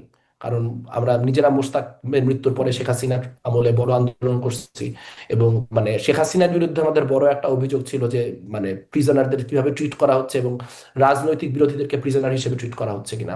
তো সেই জায়গা থেকে আসলে এটার যে প্রসিজারাল জায়গাগুলো আছে, যে কি কি আইনে এটাকে নিষিদ্ধ করা হলো এবং কিভাবে করা হলো, সেইটা নিয়ে তো আসলে সমালোচনা আমাদেরও আছে। কিন্তু আসলে আমরা মানে আমি গড়পড়তা এরকম বলতে পারি না যে আসলে আওয়ামী লীগকে আসলে নির্বাচন করতে দিয়ে দেওয়া উচিত ছিল। আওয়ামী লীগকে নির্বাচন করতে দিলে এখানে নির্বাচন হতো না, এখানে একটা সিভিল ওয়ার হতো। এটা এটা আসলে বাংলাদেশের রাজনীতি সম্পর্কে যাদের ধারণা আছে তাদের এটা এই ব্যাপারে মানে ক্ল্যারিটি থাকার কথা, যে এখন আওয়ামী লীগ যদি নির্বাচন করতে দেওয়া যে হচ্ছে বাংলাদেশের দেশের পরিস্থিতি আগের থেকে আরো স্থিতিশীল হচ্ছে। যে কারণ আমি অন্তর্ভুক্তি চাই, কেন অন্তর্ভুক্তি চাই? স্থিতিশীলতার প্রয়োজনে। অন্তত যদি আচ্ছা, সবগুলা কেন পক্ষকে আমি আওয়ামী থাকতে লীগকে দেই, মানে আমি একটু তাহলে এক ধরনের একটা আমি একটু আর্গুমেন্টের সাথেই জিজ্ঞাসা করছি, কেন আওয়ামী লীগকে নির্বাচনে অংশগ্রহণ করতে দেওয়া হলে সিভিল ওয়ার হতো? আওয়ামী লীগকে নির্বাচনে অংশগ্রহণ করতে দিলে তো আর নির্বাচনের মোড় থাকতো না। কারণ আওয়ামী লীগকে আপনি আপনি আওয়ামী লীগ নিষিদ্ধ অবস্থায় আওয়ামী লীগ খুঁজে খুঁজে কোথায় কোন সমন্বয়ক ছিল, সমন্বয়কদের বাসার ঠিকানা ডক্স করা, তাদেরকে যায় ওখানে খুন খারাপি করানো, এরকম বিভিন্ন রকম কার্যক্রম করতেছে নিষিদ্ধ অবস্থাতেই। সে লেজিটিমেসি পাওয়ার পরে প্রথমত যে কাজটা করতো সেটা হচ্ছে চোখের যত প্রতীক এবং 24 কেন্দ্রিক যত কিছু, তার বিরুদ্ধে এক ধরনের ওয়ার ঘোষণা করতো। তো তখন হওয়ার পরে তখন আপনার ওই বেসিকলি ওই আপনি মানে আপনার মানে আগস্ট 5-এর আগের যে 10-15-20 দিনের সিচুয়েশন, সেই সিচুয়েশনে আমাদের ফিরতে হতো। এই মুহূর্তে তাদের কোনো আচ্ছা, লেজিটিমেসি নাই তাহলে দেখে কি তারা অনেক কাজ আওয়ামী করতে লীগের পারে। এত শক্তি, মানে এখন তো প্রশাসন আর আওয়ামী লীগের হাতে না, যেটা আগে ছিল, অভ্যুত্থানের আগে যেটা ছিল, সবকিছু প্রশাসন থেকে সবকিছু আওয়ামী লীগের মানে নিয়ন্ত্রণে ছিল, এখন তো ঠিক সেরকম না। তারপরেও আওয়ামী লীগের শুধুমাত্র আওয়ামী লীগের এত শক্তি যে ধরেন প্রশাসন, আদালত আছে, সরকার আছে, এই দলগুলো এখন আপনারা এত সক্রিয় আছেন, তারপরেও আওয়ামী লীগ এসে সবকিছু তাদের কন্ট্রোলে নিয়ে নিত। না, কন্ট্রোলে নিয়ে নেবে তো বলি নাই, কিন্তু তাহলে তো আর একটা যুদ্ধ পরিস্থিতি তৈরি হবে। মানে আপনি মানে আমি বলতেছি মানে কন্ট্রোলে নিয়ে নেওয়া তো সেটার পরিণতি যদি যে সফল হয়। কিন্তু আমি বলতেছি যে সে লেজিটিমেট হওয়ার সাথে সাথে যে পলিটিক্সটা শুরু হবে সেটা আবার ওই যুদ্ধাবস্থার রাজনীতিতেই ফিরে যাবে। এখন আওয়ামী লীগের শক্তি তো আছে, কিন্তু আওয়ামী লীগের শক্তি আছে, যেমন ধরেন হিজবুত তাহরিরের অনেক শক্তি আছে। বা মানে কিন্তু সেই শক্তিটা মানে সেটাকে যাতে মানে এভাবে ফ্রেম না করি যে আসলে এইটা মানে পিপলস ম্যান্ডেট, বা সেই জায়গা থেকে তাদের অনেক শক্তি। তাদের শক্তিমত্তার একটা বড় জায়গা হচ্ছে দেশের অনেক মানুষ ওরিয়েন্টেড হয়ে গেছে। একটা সময় আওয়ামী লীগ আসতেছে, আওয়ামী লীগ মাঠে নামতেছে, এইটা বলার সাথে সাথে লাখ লাখ লোক রাস্তায় নেমে পড়তে প্রস্তুত ছিল। কিন্তু ওই মানে বারবার রাখাল বালকের গল্প শোনাইতে শোনাইতে ঠিক আওয়ামী লীগের আমলে জামাত নিয়ে যাওয়া হয়েছিল, যে বারবার আপনার কি বলে বাঘের গল্প শোনাইতে শোনাইতে যে নেকড়ে পড়লো। ওই রাখাল বালকের নেকড়ে আসতেছে, নেকড়ে আসতেছে করতে করতে এখন এমন একটা অবস্থা হয়েছে যে যদি নেকড়ে আসে আদৌ মানুষজনের ওই এনার্জি আছে কিনা মানুষ আর জানে না। কারণ এতবার নেকড়ের কথা বলা হয়েছে যে নেকড়ে আসতেছে, নেকড়ে আসতেছে, মানুষজন বারবার করে সেটাতে এনার্জি ইনভেস্ট করতে করতে। এবং যেহেতু আসলে সত্যি কথা বলতে কি যে ইন্টারিম গভর্নমেন্ট আওয়ামী লীগের থেকে খুব বেটার কোনো কিছু করে নাই মানুষের জন্য। So মানুষের এই ইন্টারিম গভর্নমেন্টকে আওয়ামী লীগের এগেনস্টে ডিফেন্ড ইনসেন্টিভ টাইপের একটা সরকারের ভাইব নিয়ে ছিল। সবাই একরকম। আমি তো বিরোধী পক্ষ, আমিও বাইরের দেশের ইন্টারভিউতে যাই সরকারকে ডিফেন্ড করে মানে সরকার হওয়ার আগে অভ্যুত্থানকে ডিফেন্ড করে আসছি। সো সেই যে অভ্যুত্থানের শক্তিটা ছিল, সেই অভ্যুত্থানের শক্তিটা তো এখন নাই। এই মুহূর্তে যদি আওয়ামী লীগ আসে বা আওয়ামী লীগ আসলে এটা তো লিগ্যালিটির ইয়েতে ঠেকবে না, যদি হচ্ছে আসলে পলিটিক্যাল উইল তৈরি হয় সেই মাত্রায়, তখন তখন আওয়ামী লীগকে স্পেস সরকারের হোক বা তখন যারা সরকার হোক তাদের দিতেই হবে। কিন্তু আমি বলতেছি যদি আপনি এই মুহূর্তে নির্বাচনে অংশগ্রহণের প্রশ্নে বলেন, আমি জানি না আপনি আমাকে প্রেসিডেন্স দেখাইতে পারেন যে কোথায় অভ্যুত্থানের ঠিক পরবর্তী নির্বাচনে অভ্যুত্থানে যারা রক্তাক্তভাবে পতিত হইলো তাদেরকে ঠিক এক্সাক্ট তার 1.5 বছরের পরের ইলেকশনে জায়গা দেওয়া হয়েছে। প্রেসিডেন্স থাকতে পারে, আমি রেটোরিক্যাল প্রশ্ন করি নাই, মানে আমার আচ্ছা, জানা নেই এরকম কোনো জি ইয়ে। জি, ঠিক আছে, আমি আপনার অবস্থানটা স্পষ্ট হলাম। এবার একটু আসি, আপনি যে নতুন বন্দোবস্তের কথা, আমরা দেখলাম মাহফুজ আলম, যিনি এই গণ অভ্যুত্থানের মাস্টার মাইন্ড খ্যাত, তিনিও সম্প্রতি বেশ ব্যর্থতার বিষয়টা স্বীকার করছেন যে নতুন বন্দোবস্ত করা যায় না, হ্যানকারিঙ্গা ত্যানকারিঙ্গা অনেক বলা হয়েছে, কিন্তু আসলে কাজের কাজ করা হয় না, মানুষের আস্থাহীনতা, মানুষের হতাশা তিনি দেখতে পাচ্ছেন। আহ, তিনিও বলছেন যে নতুন কিছু করার চেষ্টা করার ব্যাপারে। তো আপনারাও এখন নতুন কিছু করার চেষ্টার ব্যাপারে আছেন, তার সাথে কি কোনো যোগাযোগ হয়েছে? তাকে অ্যাপ্রোচ করেছেন বা তিনি অ্যাপ্রোচ করেছেন? না, তাকে আমরা হচ্ছে আমাদের যে নতুন প্ল্যাটফর্ম সেই নতুন প্ল্যাটফর্মের কার্ড দিতে গেছিলাম, তখন কিছু আলাপ আলোচনা আমার সাথে হয়েছে। বা তিনি নিজেও আসলে অনেক কিছু মানে অনেক দ্রুত, উনি তো আমার সমবয়সী, উনি নিজেও মানে একদম সরকারের ভিতরে থেকে অনেক কিছু করে অনেক রকম রিয়েলাইজেশন বা সেলফ রিফ্লেকশন করতেছেন। তো উনি ওই সেলফ রিফ্লেকশন প্রসেসের মধ্যে আছেন, যে কি কি ঠিক করলাম, কি কি ভুল করলাম, কি করতে পারতাম, ইত্যাদি ইত্যাদি। সো সেই সেলফ রিফ্লেকশনের জায়গা থেকে উনি হয়তো উনার মতো করে সামনের দিনে উনার যেই মানে উনার যেই নিজস্ব কানেকশনস বা নেটওয়ার্ক বা যেসব মানুষজন উনার ইনফ্লুয়েন্স আছে, উনি তো একজন নেতাও হয়েছেন গত 1 বছরে, যে প্রচুর মানুষজন উনার কথা শোনেন বা উনার অনুযায়ী কাজ করতে চান। তো তাদেরকে নিয়ে নিশ্চয়ই তিনি সামনের দিনে কোনো কিছু করবেন। তিনি কোনো কিছু করলে তার জন্য অবশ্যই শুভ শুভ কামনা। কিন্তু মানে উনি উনার জায়গা থেকে এগুলি করছেন আর কি। মানে আমাদের সাথে এটার কোনো অ্যাজ সাচ কোনো কানেকশন নাই বা কোনো ধরনের স্পষ্ট। আন্ডারস্ট্যান্ডিং যে আছে এমনও না জি, বিষয়। স্পষ্ট। এই যে নতুন বন্দোবস্তের কথা অভ্যুত্থানের পরপর আমরা, সামনের দিকে, হ্যাঁ। মেঘমালার একটু কানেকশনের Sorry, সমস্যা হচ্ছে, হ্যাঁ। ফলে আপনার মানে ছবিটাও ফ্রিজ হয়ে হ্যাঁ গেছে। হ্যাঁ, আমি শুনতে পাচ্ছি। আপনি শুনতে পাচ্ছেন? আপনার ছবিও ফ্রিজ দেখাচ্ছিল আর কি। আচ্ছা, হ্যাঁ, আচ্ছা, আমি আচ্ছা। এখন শুনতে পাচ্ছি। আপনি শুনতে পাচ্ছেন? আচ্ছা, আমরা কন্টিনিউ করি। হ্যাঁ, এখন আবার আপনাকে পাচ্ছি যে যেটি নতুন বন্দোবস্ত, যেটি অভ্যুত্থানের পরপর খুবই পপুলার। আপনারও একটা ইন্টারভিউয়ের মধ্যে আমি শুনছিলাম মেঘমালা, যে আপনি বলছেন যে আহ, নতুন বন্দোবস্ত খুবই পপুলার কিন্তু পুরনো বন্দোবস্তটা কনভেনিয়েন্ট। ফলে মোটামুটি বুঝলাম যেটি যে কনভেনিয়েন্ট পথেই সবাই বেছে নিচ্ছে। আহ, আপনারা বলছেন সেই নতুন বন্দোবস্তের সেই ধারণাটা ফেল করেছে, যেটা মানে মাহফুজ আলমও বলছিলেন বলে আমি জিজ্ঞাসা করছিলাম। তো এখন আপনি বলছেন যে সত্যিকারের নতুন বন্দোবস্তের দিকে হাঁটতে হবে বা যেতে হবে, সেটি আপনি বলছিলেন। এই যে ধরেন আগে শুনলাম নতুন বন্দোবস্ত, এখন শুনছি সত্যিকারের নতুন বন্দোবস্ত। এরপরে যদি কেউ আরো এসে বলতে চায়, সে কি বলবে তখন? মানে নতুন বন্দোবস্ত মানে ধরেন কি কসম নতুন বন্দোবস্ত, বা একদম দিব্যি নতুন বন্দোবস্ত, এরকম কিছু বলবে? না, এখানে মুশকিলটা হচ্ছে কি, আমরা কিন্তু নতুন বন্দোবস্ত শব্দটাই বলুন বা বাংলাদেশ পন্থাই বলুন, এই শব্দগুলো কিন্তু আমরা ব্যবহার করছি না আমাদের প্ল্যাটফর্ম থেকে। এটা হচ্ছে যে বারবার মানে মিডিয়া এই লেক্সিকনে এত অভ্যস্ত হয়ে গেছে যে মিডিয়া বারবার করে এই ফ্রেমে আমাদেরকে প্রশ্নটা করে। মানে আপনি যদি এই ইন্টারভিউতে নতুন বন্দোবস্ত শব্দটা ইন্ট্রোডিউস না করতেন, আমার আলোচনায় একবারও নতুন বন্দোবস্ত শব্দটা আসতো না। কারণ এই কথাটা হচ্ছে ধরেন মানে এটা মানে নতুন বন্দোবস্ত বলার কিছু নাই আর কি। একটা বন্দোবস্ত নতুন হলে বা কেউ নতুন কিছু অফার করলে এটা মানুষ নিজে থেকেই বুঝে যে আচ্ছা এটা নতুন। এই কথাটা আগে কেউ বলে না, এই কথাটা নতুন ভাবে কেউ বলতেছে, বা এটা আসলে রাষ্ট্র এতদিন যেভাবে চলছে তার থেকে আলাদা কিছু। কিন্তু আসলে নতুন বন্দোবস্ত কথাটা একটু ফাঁকা শব্দ। কারণ ধরেন আমি যদি বাংলাদেশের ব্যবস্থা থেকে আপনার কিউবার ব্যবস্থার দিকে যাই, সেটাও একটা নতুন বন্দোবস্ত। আবার আমি যদি বাংলাদেশের ব্যবস্থা থেকে আপনার সাউথ কোরিয়ার ব্যবস্থার দিকে যাই, সেটাও একটা নতুন বন্দোবস্ত। আবার যদি আফগানিস্তানের ব্যবস্থার দিকে যাই, সেটাও একটা নতুন বন্দোবস্ত। তো এখন ধরেন যিনি আফগানিস্তানের চালাতে চাওয়ার আকাঙ্ক্ষাটাকে নতুন বন্দোবস্ত হিসেবে ফ্রেম করতেছেন। এর ফলে এই শব্দটা নিয়ে এক ধরনের একটা প্রচন্ড ধোঁয়াশা, একটা অস্পষ্টতা, এক ধরনের একটা ভীতি জনমনে তৈরি হয়েছে। তো সেই জায়গা থেকে আসলে নতুন বন্দোবস্ত নিয়ে আলাদা করে কথা বলার তো কোনো কিছু নাই। যে বাংলাদেশের যেই মানে আইন কাঠামো, এখানকার যেই রাষ্ট্র কাঠামো, সেই রাষ্ট্র কাঠামো একটা কলোনিয়াল কাঠামোর দ্বারা প্রভাবিত, এবং সেই কলোনিয়াল কাঠামো থেকে আমরা কখনোই সেভাবে বের হতে পারিনি। আমাদের যে রাজনৈতিক অভিমুখ, সেটা সেই কলোনিয়াল কাঠামোগুলোকে ভাঙার দিকে এবং একটা সাম্যমূলক সমাজ তৈরির দিকে একটা আকাঙ্ক্ষা, সেই আকাঙ্ক্ষাকে আচ্ছা। রিফ্লেক্ট করবে। এবং সেটা ধরেন সেটা শুধুমাত্র সংখ্যা ধর্মীয় পরিচয়ে সংখ্যাগরিষ্ঠ মানুষের জন্য তৈরি হওয়া একটা বাংলাদেশ না। সেটা ইমান আকিদাগত জায়গা থেকে যারা যারাই সংখ্যালঘু আছেন, সংখ্যালঘু বলতে আমি শুধু হিন্দু বৌদ্ধ খ্রিস্টান বোঝাচ্ছি না, ধরেন বাংলাদেশে একটা ম্যাসিভ পরিমাণ তরিকতপন্থী জনগণ আছেন, তারাও কিন্তু শেষ বিচারে সংখ্যালঘু।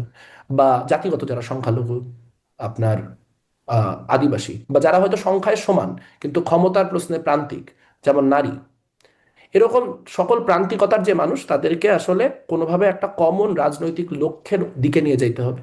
তা না হলে আসলে আমরা ঘুরে ফিরে এই বিভিন্ন রকম সামাজিক বর্গগত যে লড়াই, সে এই লড়াইয়ের যে ভিত্তিতেই আপনি ঘুরপাক বলছিলেন খাবো। যেটি একটা ফাঁকা টার্ম, নতুন বন্দোবস্তটা, বা এটা অনেক কিছুই আর কি নতুন বন্দোবস্ত হতে পারে। তো শুরু থেকেই ধরেন নতুন বন্দোবস্তের কথা যখন বলা হয়েছে, তখন কি আসলে সেটি শুধু আওয়ামী লীগের বন্দোবস্ত বাতিল করে নতুন কিছু, মানে এই বন্দোবস্ত আসছে সেরকম কিছু প্ল্যান ছিল? মানে এটাও একটু বুঝতে ইচ্ছে করে যে নতুন বন্দোবস্ত যখন কথাটা শুনেছি আমরা বারবার, তখন আসলে কি এনসিপির বা এনসিপি নেতা যারা আছেন সেই সময় থেকে যারা আছেন, বা অভ্যুত্থান নেতারা, তাদের কাছে একরকম বন্দোবস্ত, নতুন বন্দোবস্ত, বা ডক্টর ইউনুসের কাছে একরকম বন্দোবস্ত, জামাত ইসলামের কাছে একরকম নতুন বন্দোবস্ত, মানে সবার কাছে কি আলাদা আলাদা সংজ্ঞা ছিল, নাকি একটা কোনো টার্ম ছিল যে এটা আসলে নতুন বন্দোবস্ত হবে?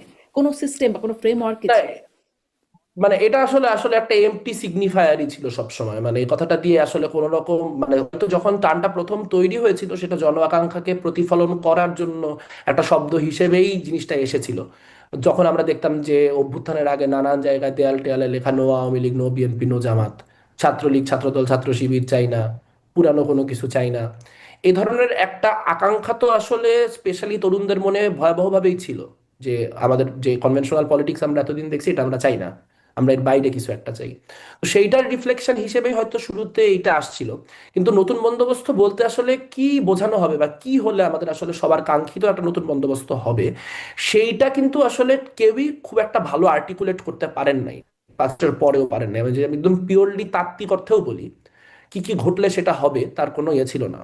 এখন মাহফুজ আলম হয়তো মাহফুজ আলমের মতো করে প্রথম কিছুদিন চেষ্টা করেছেন করতে, কিন্তু সরকারের লোক হয়ে গেছেন। তো সরকারের লোক হয়ে গেলে তো আসলে আমি যখন দেখবো যে আপনি মুখে বলতেছেন, যেমন আমি ওনাকে একাধিক ফেসবুক স্ট্যাটাসে গালাগালি করছি যে হচ্ছে, মানে গালাগালি না, ঠিক সমালোচনা করছি যে উনি মানে একদিকে বলতেছেন যে এখানে একটা আমরা একটা সিভিলাইজেশন, দুইটা সিভিলাইজেশনের মাঝখানের একটা সিভিলাইজেশন, আমরা একটা সিভিলাইজেশনাল মেল্টিং পট ইত্যাদি ইত্যাদি, কিন্তু আবার দেখা যাচ্ছে যে একই সময় মাজার ভাঙতেছে। তো তখন তো মানে থিওরিটিশিয়ান হিসেবে তো আসলে সরকারি লোক থাকাটা খুব ডিফিকাল্ট।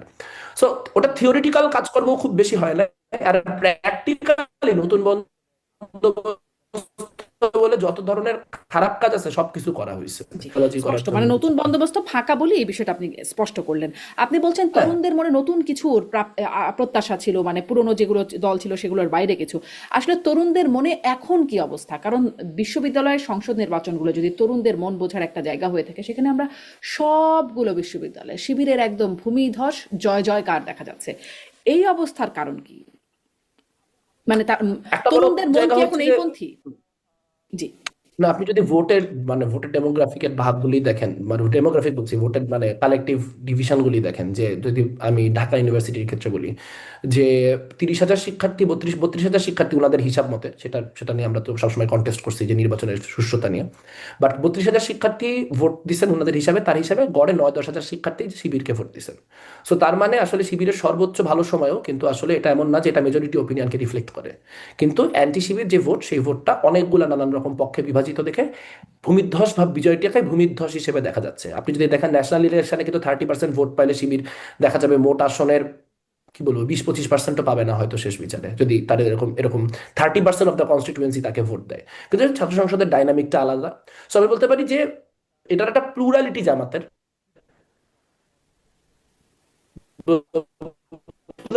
প্লুরালিটি শিবির পেয়েছে, কিন্তু সেই পাওয়াটা কি কি ইন্ডিকেট করে, একটা ইন্ডিকেট করে হচ্ছে যে অ্যাপলিটিক্যাল সময়ে বিভিন্ন রকম অ্যাপলিটিক্যাল নেটওয়ার্কের মধ্যে পলিটিক্যাল ইনফিল্ট্রেশন খুবই কার্যকর একটা পদ্ধতি।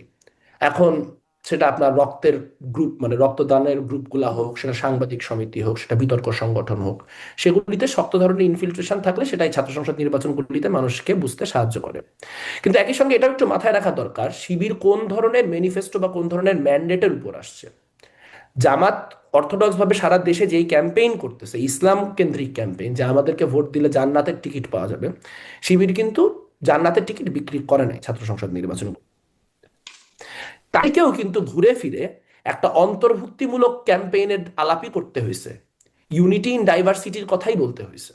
কারণ বিশ্ববিদ্যালয়গুলিতে অন্তত পক্ষে আপনি মুখে যদি এতটুকু না বলতেন, তাহলে এই ব্যাপারটাকে ওভারলুক করা শিক্ষার্থীর জন্য ডিফিকাল্ট হতো। সো আমার রিডিং এটাও, যে আসলে দিন শেষে বাংলাদেশের তরুণ সমাজের যে চাওয়া পাওয়াটা, সেটা একটা অন্তর্ভুক্তিমূলক সমাজের চাওয়া, যে যেখানে বিভিন্ন রকম যে ডাইভার্সিটি গুলা, সেই ডাইভার্সিটি গুলা কোনো একটা ফর্মে কোনো একটা ভাবে সবগুলাকে রেখেই একটা ফাংশনিং সোসাইটি বা একটা ফাংশনিং পলিটি তৈরি করা। সেই কাজে যে যাকে তার সব থেকে বেশি যোগ্য মনে হয়েছে, সে তার মতো করে সেই ভোটিং গুলা করছে। সেখানে হইতে পারে যে শিবির ওই সময়, মানে আমার এটা নিজস্ব একটা আন্ডারস্ট্যান্ডিং, যে আমরা পুরোটা সময় শিবিরকে গালিগালাজ করছি, শিবিরকে সমালোচনা করছি, শিবির এই খারাপ ওই খারাপ। শিবির ওই সময় আমাদের বিষয়ে কোনো কথাই বলে নাই। তারা ঘুরে ফিরে তারা কি করতে চায় বা তারা আসলে কেন ভালো হবে বারবার করে সেই মেসেজ দিয়ে গেছে। এটা একটা শেখার জায়গা হতে পারে বা এটা একটা বোঝার জায়গা হতে পারে, যে আমরা আসলে যে ধরনের কনফ্রন্টেশনাল পলিটিক্স আমাদের এখানে ট্রেডিশনাল পলিটিক্সের অংশ, হয়তো সেই কনফ্রন্টেশনাল পলিটিক্স ছেলে মেয়েদের অত পছন্দ না। তার হয়তো মানে তারা কি আসলে চাচ্ছে কৌশলগতভাবে শিবির এগিয়ে, শিবির উত্তম?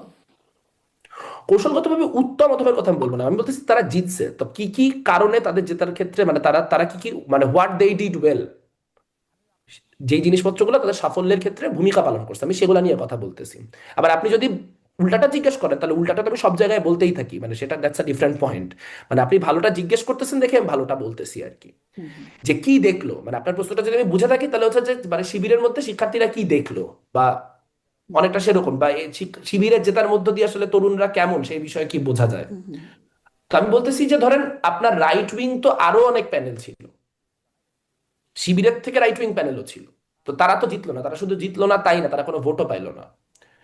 ঘটনাটা হচ্ছে যে এখানে আপনার এক ধরনের একটা পলিটিক্যাল ভ্যাকিউম ছিল, ছাত্র দল সম্পর্কে একটা নেগেটিভ পারসেপশন আগে থেকে ছিল, বামপন্থীদের জিতায়ও কোনো লাভ নাই বা বামপন্থীদের ভোট দিলেও জিতবে না এরকম একটা পারসেপশন ছিল। সবটা মিলায়ে এখানে মানুষজনের কাছে একটা অটোমেটিক চয়েস হিসেবে শিবির আসছে। তবে আমার ধারণা আপনি যদি যে ছাত্র সংসদ নির্বাচনগুলি হয়ে গেছে, ধরেন আপনি যদি কালকে আর একটা ডাকসু করেন, আপনি কালকে ডাকসু করলেই দেখবেন যে শিবিরের বেশ কিছু ভোট কমে গেছে, একটা সিগনিফিকেন্ট পোর্শন কমে গেছে। কিন্তু কারণ ডাকসু না এই করলাম কালকে, তারপরে রাকসু, চাকসু, এদিকে জাকসু, যোগসু, এবার শাকসুও হতে যাচ্ছিল, সেটাও মানে বন্ধ হয়ে গেল। না, আপনি পরবর্তীগুলোতে যদি তো খুবই একই রকম। অবজেক্টিভলি দেখেন তাহলে কিন্তু দেখবেন যোগসুতে অলরেডি আপনার যে মার্জিনস গুলো সেগুলো অনেক ক্লোজ হয়ে আসছে। মানে আপনি যোগসুর ইলেকশনে আপনি যদি সবগুলা অনেক পোস্টে তারা জিতছে, এটা তো আপনি বলতে পারেন, কিন্তু আপনি যদি মার্জিন দেখেন, মার্জিনের জায়গা থেকে কিন্তু আপনার এটা ভূমিধস বলতে পারবেন না। সো এক ধরনের কি বলবো, জিনিসটা এক ধরনের লেভেল আউট করে যাওয়ার ট্রেন্ড কিন্তু বিদ্যমান, কিন্তু এটা অনেক স্লো। সো এটা আসলে রিয়েল টাইমে বোঝাটা খুব ডিফিকাল্ট। তবে আমার কাছে মনে হয় যে আসলে এটা কোনো মানে এইটা এমন ইন্ডিকেট করে না যে ঢাকা বিশ্ববিদ্যালয় বা এই জাতীয় বিশ্ববিদ্যালয়গুলা সবগুলা একটা মহা দক্ষিণপন্থী শিফট হচ্ছে। বরং এখানে আসলে অদক্ষিণপন্থী যে শক্তিগুলা, আমাদের যে সীমাবদ্ধতাগুলা, সেই সীমাবদ্ধতাগুলা অ্যাড্রেস করে কিভাবে আসলে জনগণের কাছে ওইভাবে যাওয়া যায়, যেখানে যে আমার শেষ ভোটটা পর্যন্ত চাওয়া যায়। আমি তো 40,000 শিক্ষার্থীর কাছে পৌঁছানোর ইনফ্রাস্ট্রাকচারই নাই আমার। আমি যার সাথে ফাইট করতেছি, আমার 40,000 শিক্ষার্থীর কাছে পৌঁছানোর ইনফ্রাস্ট্রাকচারই আমার তৈরি করতে হয়েছে ইলেকশন ধরে। আর ওর এই ইনফ্রাস্ট্রাকচার নিষিদ্ধ থাকা অবস্থায় আগে থেকে তৈরি। সো এটা অটোমেটিক্যালি একটা অ্যাডভান্টেজ। এইটা যত বেশি না আইডিওলজিক্যাল ডিফিট, তার থেকে অনেক বেশি ইনফ্রাস্ট্রাকচারাল ডিফিট। নিষিদ্ধ থাকা আমি যদি অবস্থায় সেই আগে থেকে তৈরি ইনফ্রাস্ট্রাকচার কি বিল্ড করে? করতে পারি। মানে হুম। নিষিদ্ধ থাকা অবস্থায় আগে থেকে তৈরি কি করে শিবিরের? সেটা তো তাদের গুপ্ত রাজনীতির ফজিলত, তারা তো পুরোটা সময় আওয়ামী লীগের যে কাঠামো, ছাত্রলীগের যে কাঠামো, সেই কাঠামোর ভিতরেই ছিল। তাদের লোকজন ডিবেট ক্লাবের প্রেসিডেন্ট হয়েছে, এই ডিবেট ক্লাবের প্রেসিডেন্ট, সাংবাদিক সমিতির প্রেসিডেন্ট, এই প্রত্যেকটা জিনিস ছাত্রলীগ থেকে ভেট করে হইতো। ছাত্রলীগের অ্যাপ্রুভাল ছাড়া কেউ ঢাকা ডিওডিএস এর প্রেসিডেন্ট হইতো না ওই সময়, কেউ আপনার ইয়ার প্রেসিডেন্ট হইতো না, আপনার সাংবাদিক সমিতির প্রেসিডেন্ট হইতো না। তো যখন আমি দেখতে পাচ্ছি যে এই সংগঠনগুলির ভিতর থেকে শিবির বেরোচ্ছে, তার মানে কি? তার মানে হচ্ছে যে এখানে গোটা স্ট্রাকচারটার মধ্যে তাদের একটা ইনফিল্ট্রেশন ছিল, এবং ইনফিল্ট্রেশনটা সাজানোই ছিল এমন ভাবে যে ইফ অ্যান্ড ওয়েন এই গভর্নমেন্টটা পরে, তখন যাতে করে আমার সেই ইনফ্রাস্ট্রাকচারটা রেডি থাকে যে আমি বিভিন্ন শিক্ষা প্রতিষ্ঠানগুলো রাতারাতি টেক ওভার করতে পারবো। এবং এক্স্যাক্টলি তাই হয়েছে, এবং সেখানে আসলে আমাদের সবার এক ধরনের কালেকটিভ ফেলিয়ার ঘটছে, সেটা তো আসলে অস্বীকার করার ছাত্রলীগের কিছু কি নেই। বেশিরভাগই শিবির ছিল? মানে আসলে ছাত্রলীগের ভোটাররা গেল কোথায়? তখন আমরা শুনেছিলাম যে ছাত্রলীগ নাকি শিবিরকে ভোট দিয়েছে। ফলে প্রশ্নই আসতেই চায়, যে মানে জেগেই ওঠে যে বেশিরভাগ ছাত্রলীগে কি শিবিরই ছিল? তুমি তো আমি আমি স্ট্যাটিস্টিক্যালি বলা ইজ ভেরি ডিফিকাল্ট, কারণ আমার কাছে মনে হয় বেশিরভাগ ছাত্রলীগ কিছুই ছিল না। বেশিরভাগ ছাত্রলীগ বা বেশিরভাগ মানে এই বেশিরভাগরা হয় হচ্ছে তারা যারা হচ্ছে ক্ষমতার সাথে থাকতে চায়। সো যেখানে হয়েছে যে তখন ছাত্রলীগের সাথে থাকলে ক্ষমতার সাথে থাকা যায়, তো এখন শিবিরের সাথে থাকলে ক্ষমতায় থাকা যায়। কালকে যদি ছাত্র দলের সাথে থাকলে ক্ষমতায় থাকা যায়, তাহলে এরা পুরো সার্কেলটা কমপ্লিট করে ফেলবে। ধরেন দল লীগ হয়ে শিবির হয়ে দল পর্যন্ত হওয়াটা কমপ্লিট করে ফেলবে। আজকে যারা শিবিরের হয়ে অনেক কথাবার্তা বলতেছে, কালকে নির্বাচনের ফলাফল চেঞ্জ হওয়ার পর তাদের একটা বড় অংশ যে আবার ছাত্র দল হয়ে যাবে না, এটার কোনো নিশ্চয়তা নেই। কিন্তু এটা এটা তো হচ্ছে সেই ধরেন গ্রুপটা। সবগুলো পরিসংখ্যান তো বলছে, যদি সেদিকে মানুষ বিশ্বাস করে নাকি মানুষ আসলে বিশ্বাস করছে না সেটাও প্রশ্ন রাখি, যে যেটা পরিসংখ্যান বলছে যে আগামী নির্বাচনে বিএনপি আসবে, মানে সরকার গঠন করবে, সেক্ষেত্রে তো তাহলে কেন ছাত্রদল শক্তিশালী হচ্ছে না? মানে আগে থেকেই যখন জানা বিষয়টা, তাহলে ছাত্রদল কেন শক্তিশালী না? মনে হয় না বিষয়টা এত এত ফরগন কনক্লুশন। মানে আমার ব্যক্তিগত হাম্বল ওপিনিয়ন হচ্ছে যে ইলেকশনের রেজাল্ট এখন যারা এত মানে ক্লিয়ারলি বলতেছেন, তারা কি দেখে বলতেছেন তারা জানেন। মানে এই পোলিং এর উপর আমি খুব বেশি ভরসা করি না। মানে আমি নিজেও দেখছি, ডাকসু সময়কার পোলও দেখছি, মানে poll is not a very good reflection of reality, specially বাংলাদেশের মতো দেশগুলোতে যেখানে পোলগুলা করার ক্ষেত্রেই পলিটিক্যাল ইন্টারেস্ট থাকে। কিন্তু যদি আমি বলতেছি যে ইফ অ্যান্ড ওয়েন এখানে একটা ক্ষমতার রদবদল ঘটে, ক্ষমতার রদবদলটা নিশ্চিত হওয়ার সাথে সাথে আপনি দেখবেন প্রচুর মানুষজন আবার জায়গা শিফট করে আবার ক্ষমতার সাথে চলে গেছে।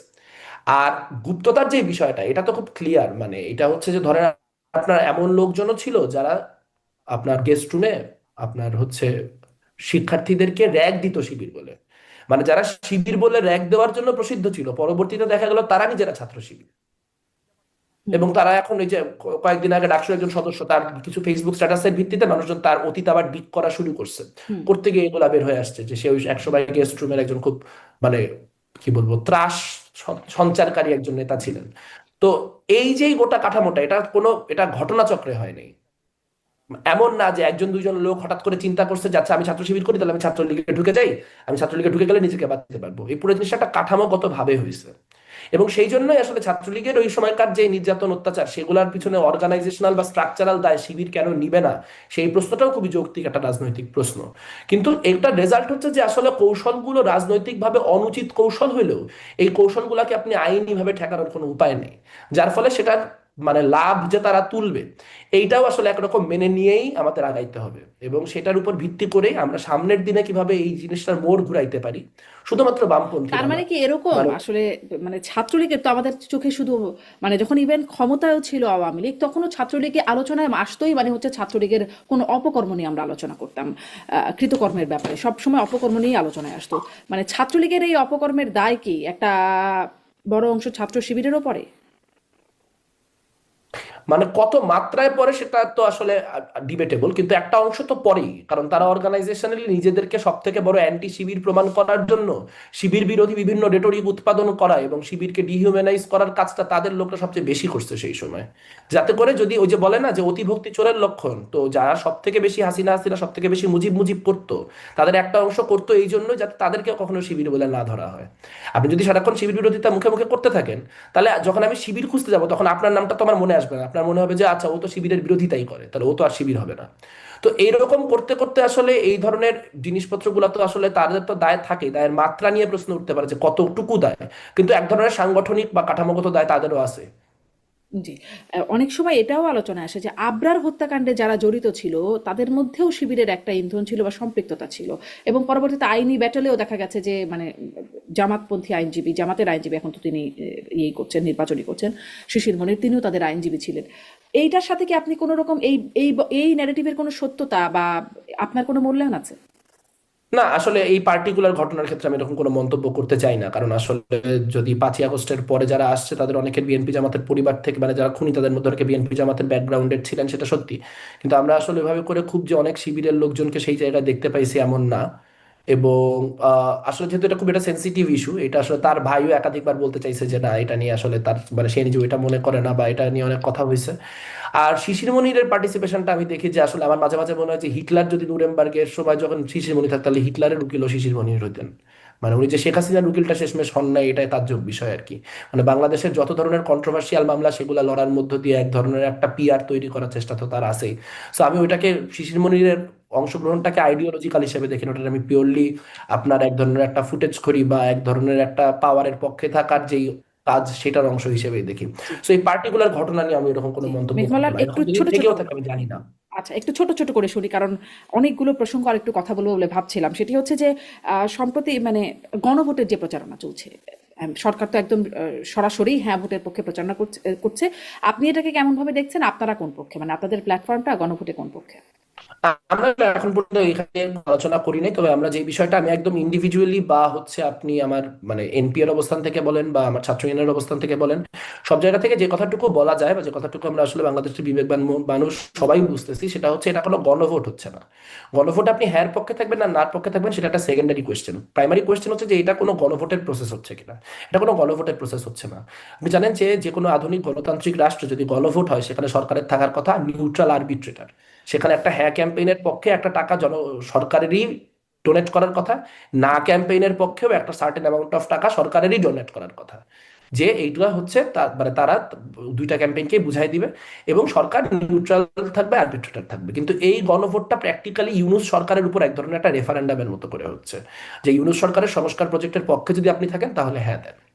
এবার এইটা যদি সরকার গোটাটার সময় হ্যাঁ কথা বলতে থাকে, যদি হচ্ছে আপনার আমলাদেরকে বলে দেওয়া হয় যে হ্যাঁ ভোটের ব্যবস্থা করেন, নির্বাচনী প্রার্থীরা নিজেদেরকে ভোট দিক আর না দিক মানে হ্যাঁ পক্ষে প্রচারণা করতে, ধরেন নিজের ক্যাম্পেইন করার মতো ভোট চাওয়ার তো এখনো সুযোগ নেই। আপনি দেখবেন ঢাকা শহরে অনেক পোস্টার, পোস্টার তো এখন একটা সাটানোর সুযোগ নাই, তাহলে পোস্টার আছে কেন? পোস্টার সে নিজের জন্য ভোট চাচ্ছে না, সে বলতেছে আমি অমুক আসনের প্রার্থী, গণভোটের জন্য হ্যাঁ বলুন। মানে নিজের প্রচার না করে নিজের প্রচার করা, তাহলে সেও নিজের প্রচার নিজে না করার অংশ হিসেবেও সে গণভোটে হ্যাঁ পক্ষে প্রচার করে ফেলতেছে। আবার আমি একটু আগে একটা নিউজ দেখতেছিলাম আপনার সাথে বসার আগেই, যে কোন এক ইউএনও বা কোনো একজন সরকারি কর্মকর্তাকে না বলছে, মানে সে নার পক্ষে মানুষকে ভোট দিতে বলছে, এটাকে বলা হচ্ছে যে নার পক্ষে ভোট দেওয়ার ষড়যন্ত্র। এখন না ভোট দেওয়া যদি ষড়যন্ত্র হয় আর হ্যাঁ ভোট দেওয়া যদি বাধ্যতামূলক হয়, তাহলে ভোট করার দরকার কি? মানে গণভোট বিষয়টাই তো এইটা, যে আমি এইটার পক্ষে কেন যাওয়া উচিত এবং এটার বিপক্ষে কেন যাওয়া উচিত, সেই দুইটা সম্পর্কে সম্যক ধারণা নিয়ে দুই পক্ষের সকল আর্গুমেন্ট শোনার পরে একটা ইনফর্মড ডিসিশন নিব। সেইটা নেওয়ার তো কোনো রকম ব্যবস্থা এরা রাখে নাই, বরং তারা এমন একটা পরিস্থিতি সৃষ্টি করছে যে না ভোটের পক্ষে কোনো কথা হলেই সেটাকে তারা জুলাই বিরোধী হিসেবে আখ্যা দিচ্ছে। এটা এক্সট্রিমলি ডেঞ্জারাস। যে যদি না ভোটটা জুলাই বিরোধী হয়, তাহলে তো হ্যাঁ ভোট না ভোটের বিষয় নেই, তাহলে বললেই পারে যে জুলাই অভ্যুত্থান ভালো ছিল কি মন্দ ছিল এটার পক্ষে ভোট দেন। মানে তার তো ভোট করার প্রয়োজন নাই এখানে, তো জুলাইয়ের পক্ষে কোনো জুলাই, এটাকে জুলাইয়ের উপর রেফারেন্ডাম হিসেবে তৈরি করার অর্থ হচ্ছে এটার যে টেকনিক্যাল জায়গাগুলি আছে সেই জায়গাগুলিকে সম্পূর্ণ ওভারলুক করানোর একটা চেষ্টা। এবং এই ফর্মে যদি এটা পাস হয়, আপনি দেখেন জুলাই সনদের একটা গুরুত্বপূর্ণ জায়গা হচ্ছে যে জুলাই সনদে বলা হচ্ছে যে কি বলে কনস্টিটিউশন বদলানোর জন্য গণভোট একটা জাস্টিফায়েবল পন্থা হবে। যে জুলাই সনদ হ্যাঁ পাস হলে গণভোট করে সংবিধান বদলানো যাবে। এখন ধরেন 3 বছর পরে যদি আরেকটা গণভোট হয় সংবিধান বদলানোর জন্য, এবং সেই গণভোটের ক্ষেত্রেও সরকার একই রকম পক্ষপাতমূলক আচরণ করে, তখন তো এই গণভোটটাকে প্রেসিডেন্স বা নিদর্শন হিসেবে দেখানো যাবে যে ওই সময় তো হয়েছিল, ওই সময় যে গণভোট এভাবে হয়েছিল, যে গণভোট এভাবে হয়েছিল, গণভোট এভাবেই হয়। তো সেইটা একটা জঘন্য প্রেসিডেন্স তৈরি করবে। জুলাই সনদ নিয়ে সরকারের উচিত ছিল, সরকার যেহেতু একরকম তার একটা পলিটিক্যাল জায়গা আছে, যে ঠিক আছে সে এটার পক্ষে অবস্থান নিতেছে, সেখানে ইউনূস সাহেব জুলাইয়ের পক্ষে কথা বললো, ফাইন। কিন্তু এখানে হ্যাঁ এবং না দুইটা আর্গুমেন্টের পক্ষে যাতে এনাফ পরিমাণ কথা বলা যায়, একটা ডিবেট হয় নাই হ্যাঁ না নিয়ে, টেলিভিশন মিডিয়াগুলোতে জনভোট নিয়ে একটা বিতর্ক হয় নাই পর্যন্ত। তাহলে আসলে আমরা আমরা কিভাবে বলবো যে জনগণ একদম ইনফর্ম স্পষ্ট, চয়েস করতে মেঘমোল্লার পারে? স্পষ্ট, মানে এই যে প্রচারণা আপনি এটাকে ভালোভাবে দেখছেন না বা এটা সমালোচনার জায়গা করছেন আপনি, আপনি কি এটা বলবেন যে আপনি আসলে হ্যাঁ বা না এর পক্ষে কোন পক্ষে, বা আপনার প্ল্যাটফর্মটি কোন পক্ষে, সেটা কি আপনি বলতে পারেন? আমাদের প্ল্যাটফর্মের এখন আসলে এই বিষয়ে কোনো আপনার ডিসকাশন হয় না। আমরা আপনার এই বিষয়ে আমাদের পুরো অবস্থানটা কি, সেই অবস্থানটা হচ্ছে আমরা জানাবো। আমি যেটুকু বলতে পারলাম সেটুকু এই জন্য বলতে পারলাম কারণ এই ব্যাপারে একটা কনসেনসাস অনেক মানুষের মধ্যে আছে। আর আমি ব্যক্তিগত আসলে হ্যাঁ বা না, মানে আমি আমি ভোট দিতে গেলে সম্ভবত আমি এই ভোটই দিব না, মানে আমি যদি আচ্ছা, ব্যক্তিগতভাবে বলেন। জি। কারণ মানে আমি ইয়েস নো বলতেছি কিসের ভিত্তিতে, মানে আমি তো ইনাফ ইনফর্ম না রে ভাই।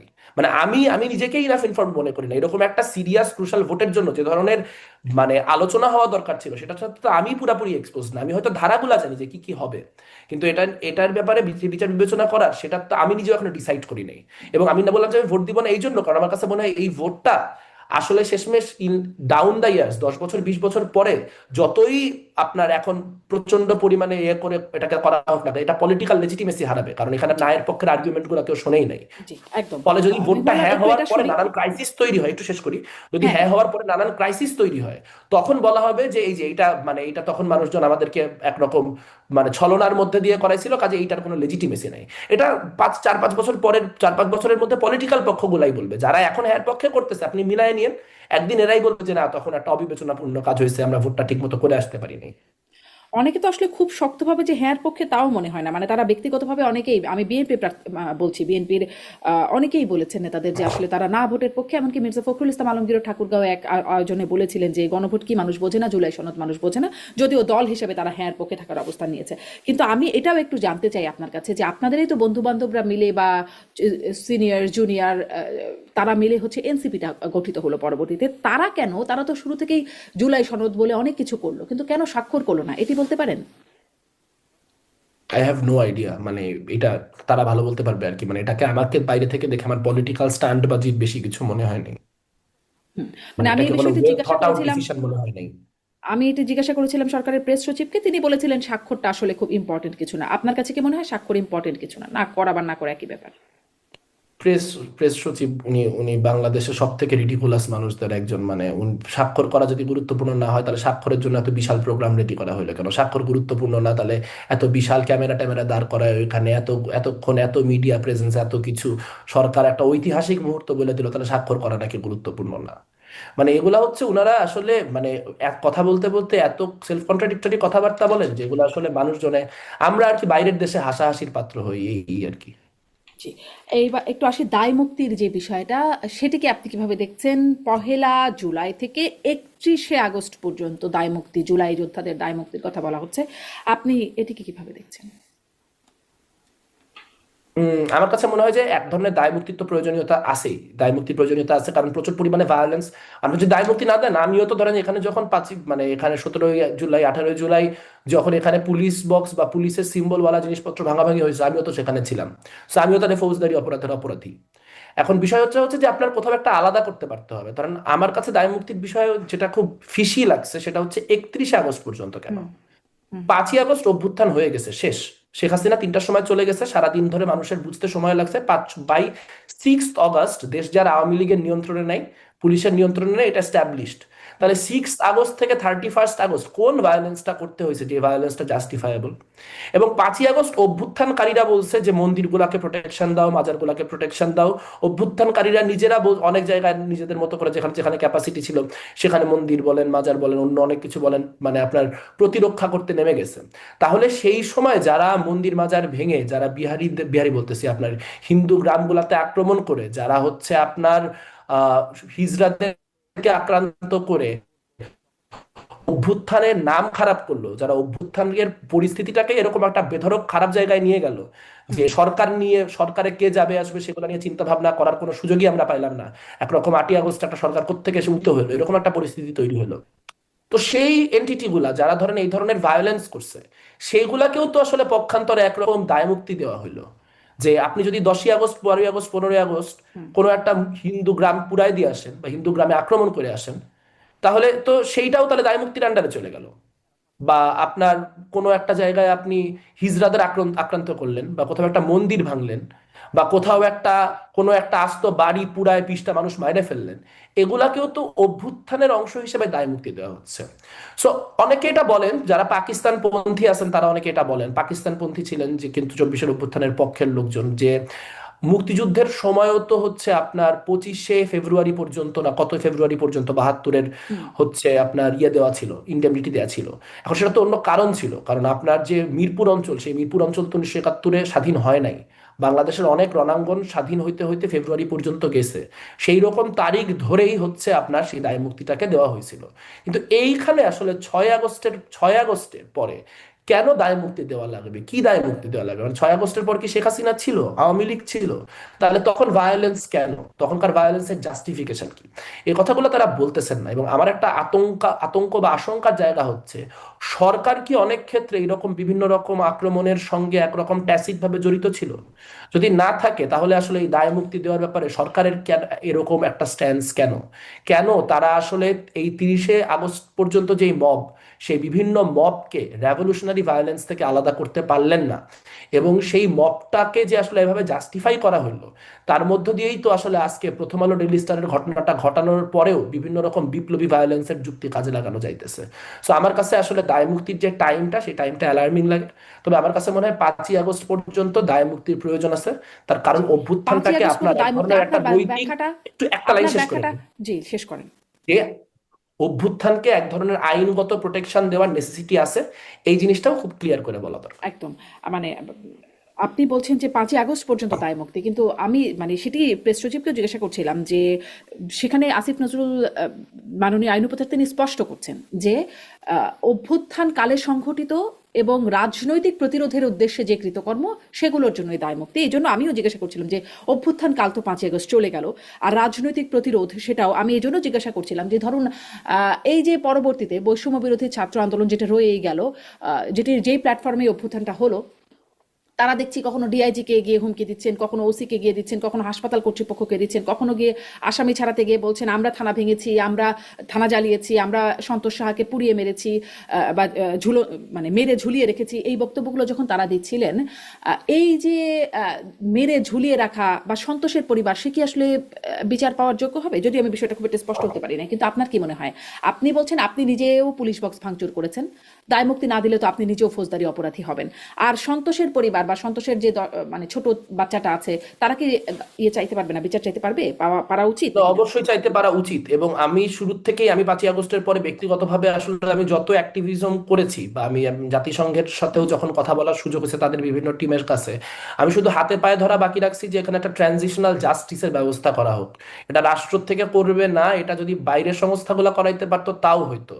যে আপনার এরকম একটা ট্রুথ অ্যান্ড রিকনসিলিয়েশন লাগে, তো মানে সবগুলো বিচার দরকার। ধরেন সন্তোষ সাহার ঘটনাটা, ওনার নাম তো সন্তোষ সাহা তাই না, বালিয়াচং জি থানার জি জি যিনি, বানিয়েছেন। যাকে পুরায় মারা এসআই। হয়েছিল। জি জি। আচ্ছা, তো বলা হচ্ছে যে ওই থানায় 9 জন লোককে হত্যা করা হয়েছিল। এখন যদি 9 জন লোককে হত্যা করা হয়ে থাকে, তাহলে সেই 9 জন লোককে হত্যা করার পিছনে পার্টিকুলারলি সন্তোষেরই দায় ছিল, এইটা নিশ্চিত হইলো কিভাবে? এবং এই যে তার দায় ছিল, এই জন্য তিনি অপরাধী এবং সেই জন্য তার মৃত্যুদণ্ড প্রাপ্ত, এটা কোন বিপ্লবী কোর্ট ডিসাইড করছে? এটা কি এমন হয়েছে যে ওখানে অভ্যুত্থানের যারা সমন্বয়ক তারা গেছেন, তারা যে সেখানে একটা কোর্ট বসাইছেন, কোর্টের মধ্যে সিদ্ধান্ত হয়েছে, হওয়ার পরে তারপরে করেছেন না? বরং ওইখানে অনেকগুলা পুলিশ অফিসার ছিল, গোটা থানাটাকে ওকে রেখে দেওয়া হয়েছিল আমি যদি ভুল না করে থাকি। হুম হুম এবং একরকম মিলিটারি তাকে একরকম বেইটের মতো মানুষজনের কাছে দিয়ে যান, এবং সেই ক্ষুব্ধ অবস্থায় তারা তাকে হত্যা করেন, হত্যা করার পর মানে ঝুলায় রাখেন। তো এই যে হত্যা করার পরে ঝুলায় রাখা, এই পুরো প্রক্রিয়াতে ভায়োলেন্স কত ভাবে দেখেন কতগুলা জায়গায় আপনার মানে জাস্টিসের অভাব তৈরি হলো। প্রথমটা হচ্ছে যে আপনি এখন চাইলেও আর মানে ওই যে আপনার প্রথম যে বিচারটা, যে ওই 9 জনকে কারা হত্যা করছিল, বালিয়াচং থানায় যে 9 জন মানুষকে মৃত অবস্থায় অভ্যুত্থানের সময় পাওয়া গেছে, সেই 9 জন মানুষের হত্যার পিছনে কারা দায়ী ছিল, এইটাও আপনি আর নৈর্ব্যক্তিকভাবে ইনভেস্টিগেট করতে পারবেন না। কেন পারবেন না? কারণ যদি ইনভেস্টিগেট করার পর বের হয় যে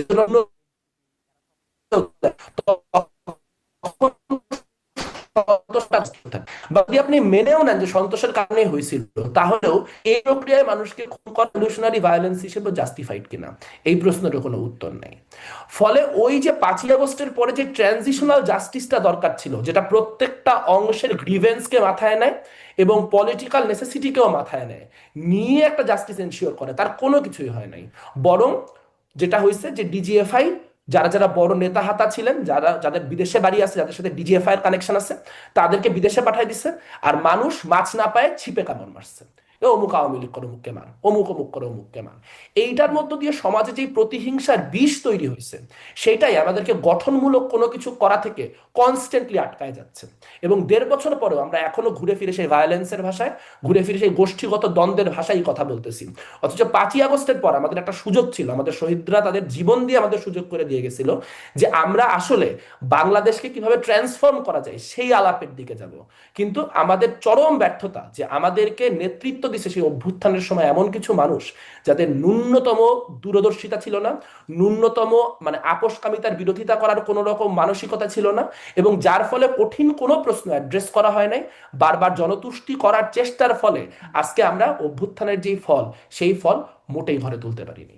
জি, বিমলার একটা বিষয় একটু আসি। আপনি সংখ্যালঘু বা বিভিন্ন গোষ্ঠীর কথা বলছিলেন। আহ, ভারতের পক্ষ থেকে বারবার অভিযোগ ওঠে যে বাংলাদেশে সংখ্যালঘু নির্যাতন হচ্ছে।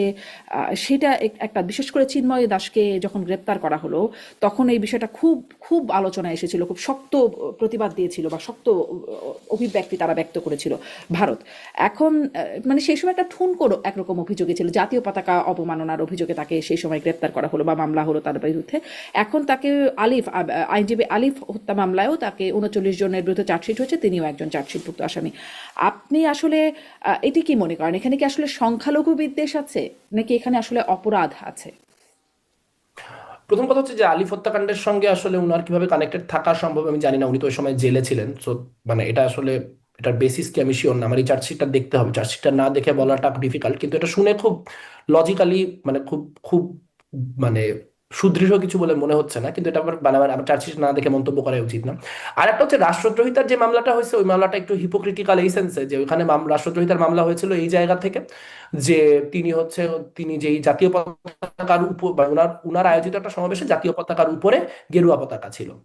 সো আমরা পরে অনেক ক্ষেত্রে দেখছি যে ধরেন দেলোয়ার হোসেন সাইদির ছেলে, তিনি যখন নৌকা করে যাচ্ছেন, জাতীয় পতাকার উপরে জামাত ইসলামীর পতাকা, এরকম আমরা দেখতে পেয়েছি। সো এই পথ এবং কোনো একটা আয়োজন, সেখানে হাজার হাজার মানুষ আছে, সেখানে যিনি এই আয়োজনটার নির্দেশ দিছে, যিনি আয়োজনটার প্রধান আয়োজনকারী, তার কারণেই বা তার পরামর্শেই বা তার নির্দেশনাতেই জাতীয় পতাকার উপরে গেরুয়া পতাকা লাগানো হবে, এটা খুব কখনোই খুব কনভিন্সিং কিছু ছিল না।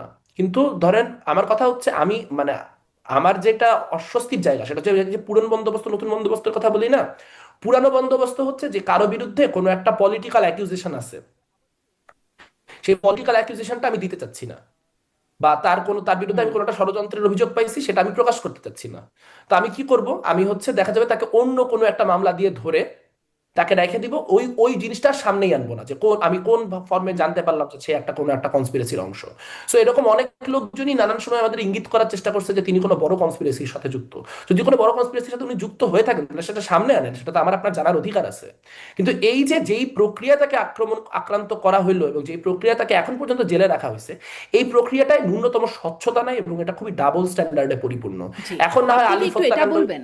হ্যাঁ, আপনি কি হলো। এটা একটু বলবেন যে আসলে আপনি নিজেও বলছেন যে আপনাদের এই প্ল্যাটফর্মেও সংখ্যালঘুদের বিষয়ে আপনারা মানে তারাও আছেন আপনাদের সাথে বিভিন্ন সেক্টরে যারা সংখ্যালঘু, আসলে কি মানে ধর্মীয় সংখ্যালঘু বিষয়ে যদি কথা বলি, আগেও আমরা দেখেছি তারা অনেক ক্ষেত্রে নিগৃহীত ছিল, কখনো কখনো অত্যাচারিতও ছিল। এই এই সময় এসে এটা যেন খুব বেশি আলোচিত হচ্ছে। এমন কি হয়েছে যে আসলে সংখ্যালঘু নির্যাতন বেড়েছে, সংখ্যালঘুরা এই সময় একটু বেশি অনিরাপদ বোধ করছে, নাকি এটাই স্বাভাবিক প্রক্রিয়া ছিল বরাবর? না, বা সংখ্যালঘু যে সংখ্যালঘুদের উপর যে নির্যাতন, সেই নির্যাতনের এক ধরনের জাস্টিফিকেশন তৈরি হয়েছে নতুন করে। সেটা হচ্ছে যে আমরা এখানে দেখতে পাচ্ছি যে আসলে ভারত বিরোধিতার যে প্রশ্ন, সেই ভারত বিরোধিতার প্রশ্নকে প্রকৃত অর্থে ভারতের যে বৃহৎ পুঁজির বিরোধিতা সেখানে রাখা হচ্ছে না। এই জন্য আমরা দেখতে পাচ্ছি মাহমুদুর রহমানের মতো মানুষ, যিনি হয়তো কোনো একটা সময় আপনার এখানে টাটার ইনভেস্টমেন্টের পক্ষেও কথা বলেছেন, সেই লোক হঠাৎ করে প্রচন্ড ভারত বিরোধী হয়ে ধরেন কি ধরনের মন্তব্য করতেছেন। ধরেন ডাকসু নির্বাচন নিয়ে তিনি মন্তব্য করতেছেন যে জগন্নাথ হলের শিক্ষার্থীরা যে শিবিরের প্রার্থীদেরকে ভোট না দিয়ে ছাত্র দল এবং ছাত্র ইউনিয়নের প্রার্থীদেরকে ভোট দিয়েছেন, এটার ভারতের ইঙ্গিতে হইছে কিনা এটা উনি সম্পাদকীয় লিখে জানতে চাচ্ছেন। তো আপনি চিন্তা করে দেখেন, এটা উল্টাটা করলে কি পরিস্থিতি তৈরি হতো। কোনো মানে আওয়ামী লীগ পন্থী লোক বা কোনো বামপন্থী লোক বা কোনো বিএনপি পন্থী লোক যদি লিখতেন যে শহীদুল্লাহ হলে শিক্ষার্থীরা যে এত পরিমাণে সাদিক কায়েমকে ভোট দিল, এইটা পাকিস্তানের ইন্ধনে হয়েছে কিনা বা পাকিস্তান থেকে এই এই খবর এসেছে কিনা সেটা খতিয়ে দেখার প্রয়োজন আছে, তাহলে তার কি রিফ্লেকশন হইতো। সাথে সাথে সব মানে তিনটা মব হয়ে যেত, ওই পত্রিকার অফিস উড়াই দেওয়া হইতো। কিন্তু উল্টা কথাটা বাংলাদেশে বলা যায়, বাংলাদেশে হিন্দুদের না মানে বাংলা দেশপ্রেম নিয়ে, তাদের এলিজেন্স নিয়ে, তাদের আনুগত্য নিয়ে ক্রমাগত প্রশ্ন তোলা যায়। এবং যেহেতু ভারত বিরোধিতাটা কোনোভাবেই অর্থনৈতিক সামাজিক অর্থে যেই আধিপত্যবাদ বিরোধিতা সেই জায়গায় নাই, কারণ থাকলে তো বর্ডার কিলিং কমতো, বর্ডার কিলিং তো এখনো হচ্ছে। সেই একই ইলিশ মাছ পাঠানোর ডিপ্লোমেসি হচ্ছে। ভারতের সাথে বিভিন্ন ক্ষেত্রে আমাদের আমদানি বাড়ছে, রপ্তানি কমছে। আমরা দেখতে পাচ্ছি আদানির প্রজেক্ট বিদ্যমান আছে, রামপাল বিদ্যুৎ কেন্দ্র বিদ্যমান আছে। আমি একদিকে বলতেছি ভারত আমার মহাসমমায়ের উড়াইবো, ইউরেনিয়াম তুলে নিয়ে এসে নিউক্লিয়ার বোমা বানাবো তারপর উড়াই দিব, আমি বর্ডার কিলিং ঠেকাইতে পারতেছি না। আমি আম পাঠানো ইলিশ মাছ পাঠানোর ডিপ্লোমেসি করে যাচ্ছি। আমার এখানে বিদ্যুৎ যেটা আমার একদম স্ট্র্যাটেজিক্যাল কনসার্ন, আমি বলতেছি আমার শত্রু রাষ্ট্র, তারপর আমি ওর কাছ থেকে বিদ্যুৎ আমদানি করতেছি। তো ফলে বোঝা যাচ্ছে যে ভারত বিরোধিতার যে ইস্যুটা সেটা আসলে ভারতের পুঁজির বিরোধিতা না, এটা কার্যত, যেহেতু বাংলাদেশে সাম্প্রদায়িকতার রাজনীতি সরাসরি করা যায় না, সেই জন্য এটা ছদ্ম সাম্প্রদায়িকতার রাজনীতি হিসেবে ভারত বিরোধী রাজনীতিকে কাভার হিসেবে ব্যবহার করতেছে রাইট উইং এর লোকজন। এবং তার মধ্য দিয়ে সব থেকে বেশি মার্জিনালাইজড হচ্ছে হিন্দু কমিউনিটি, কারণ সে তাকে ক্রমাগত ভারতের দোসর হিসেবে, ভারতের চর হিসেবে দেখানোর যে রাজনৈতিক চর্চা, সেটা সেই 1971-এর আগ থেকে হওয়া চর্চা। সো সেই পুরানো রাজনীতিটাকে অনেকে একটা সুন্দর মোলায়েম প্রলেপ দিয়ে সেটার যে সাম্প্রদায়িক বিষ দাঁত